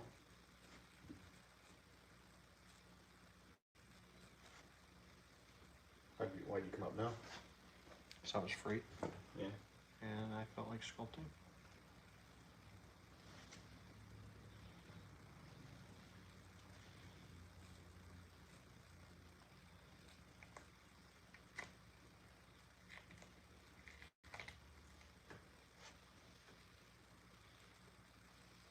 What scares you the most? Nothing scares me. I'm not afraid of anything. But the one thing I do not like the most is uncertainty. I know it is an abstract kind of thing, but I don't like not having a plan.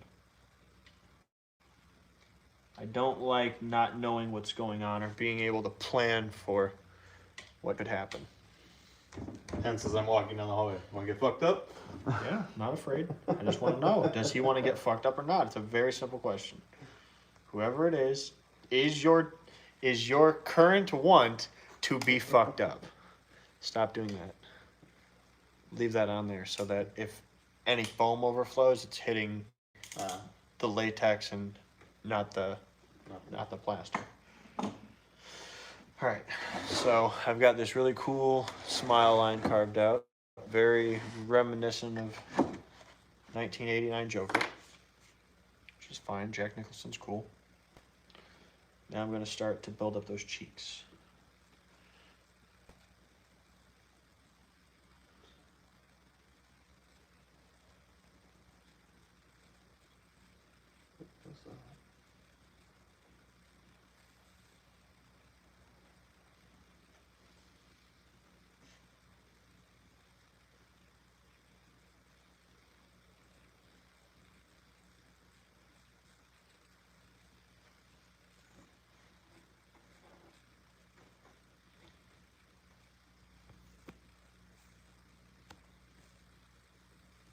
Do you ever sculpt using calipers? I never tried, but hope to get a pair in the future. Nope.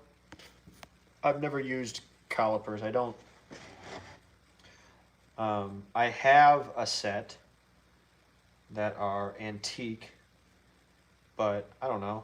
I've never went, you know what could be a great tool here? Calipers. So I've never felt the urge to use calipers.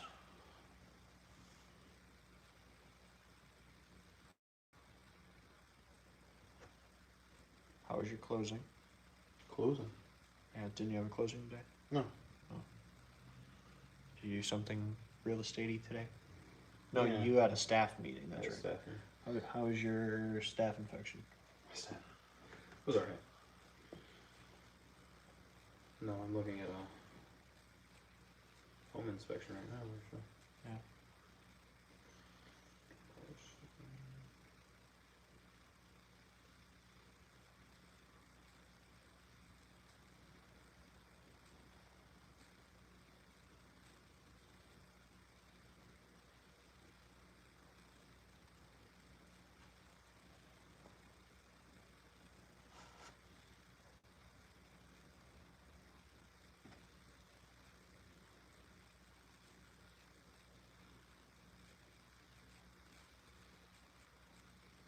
What time is it?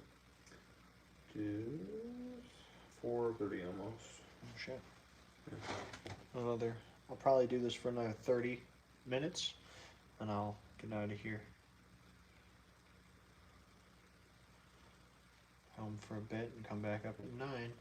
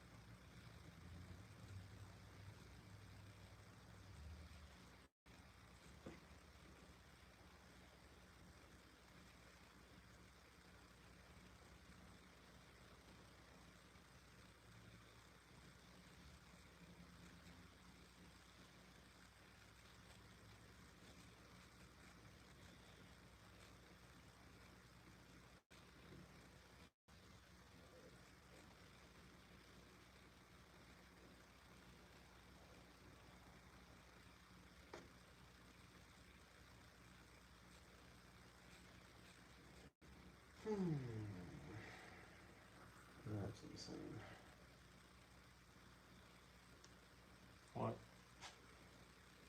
9 pages of things that need to be repaired on this house. Yeah, that sucks. That does suck.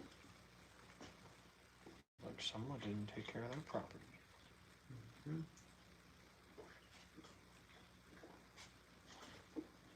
So now to figure out what I recommend. I recommend you fix it. Huh? So I recommend you fix it. Well, yeah, that's what we'd recommend to the seller, but it's like, what do you recommend? What do you ignore? At the price point of the house, is the guy going to actually be willing to do any of the work? Yeah. Yeah.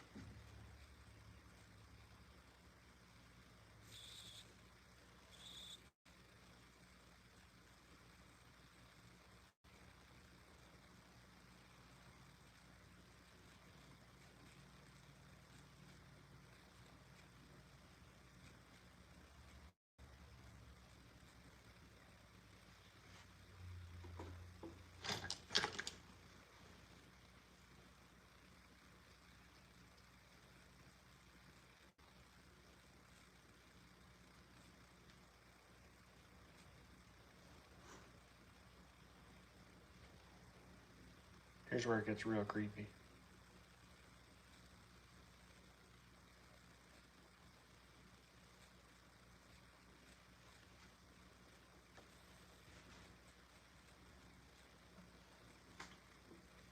Spooky, right?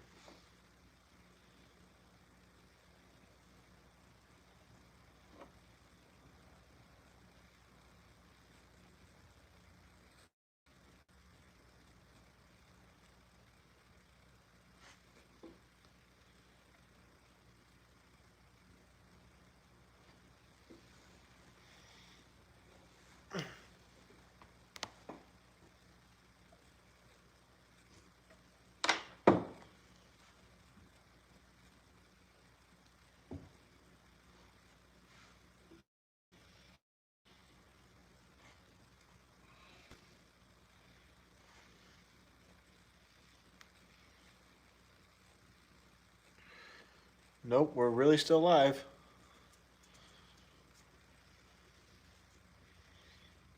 For about another 15 minutes.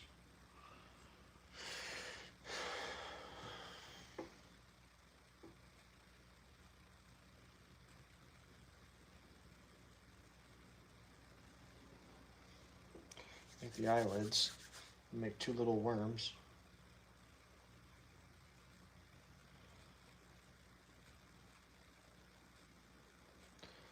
A bit more of a worm.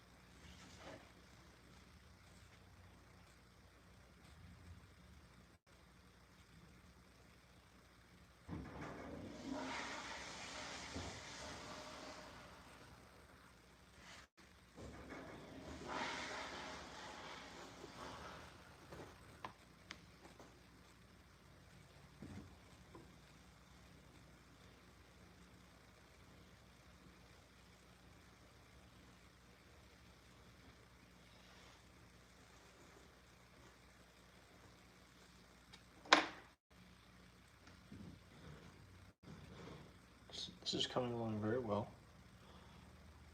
I like what I'm getting so far. looking at that much of this, it's turning out very well.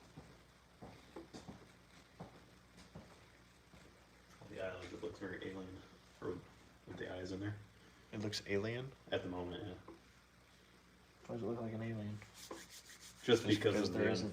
There's not a whole lot of finished forms. How's the eye look?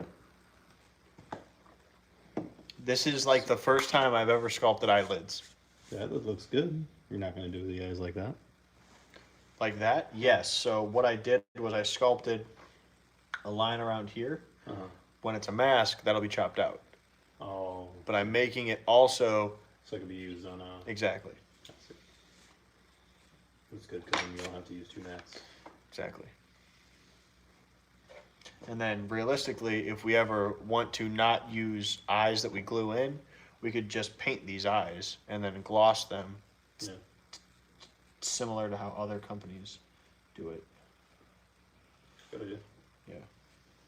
This is like the new process of me making masks, is I'm making whole head masks for our bodies and adding eyes.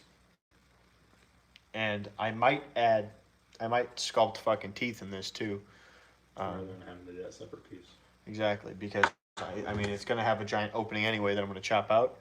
I might just sculpt in some teeth, so if it's a character, it can just be a character. Right. So, That's cool. right now, I've got that. What time is it now? 4:36. Okay. So if you're trying to leave at 4:45, you got about 10 minutes. Yeah. So I'm trying to look. Because right now, this cheek is not pleasing me. So I need that to be a little larger. Specifically out here.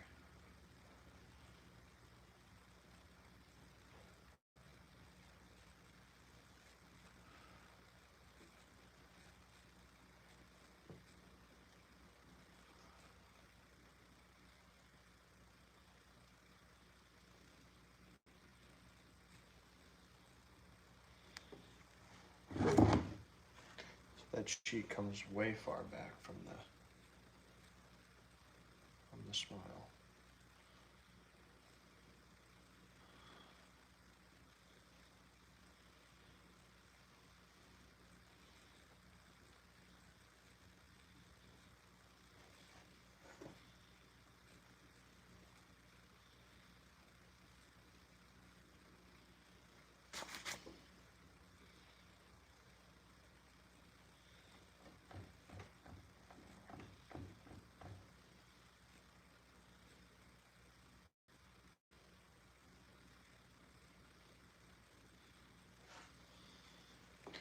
It's kind of better. Once I add the eye anatomy, it'll fill in the rest of that. This needs to come out some.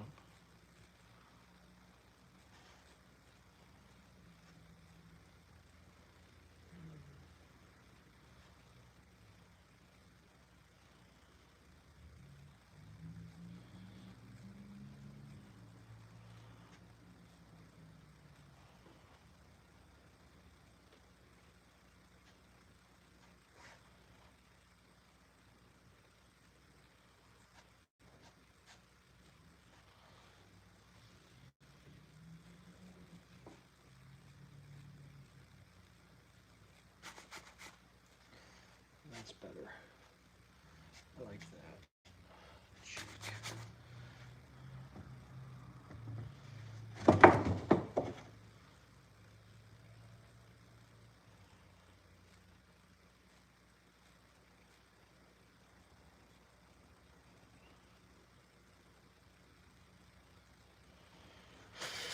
Okay, so there's half of my smile and eye, and now I need to do that on this side.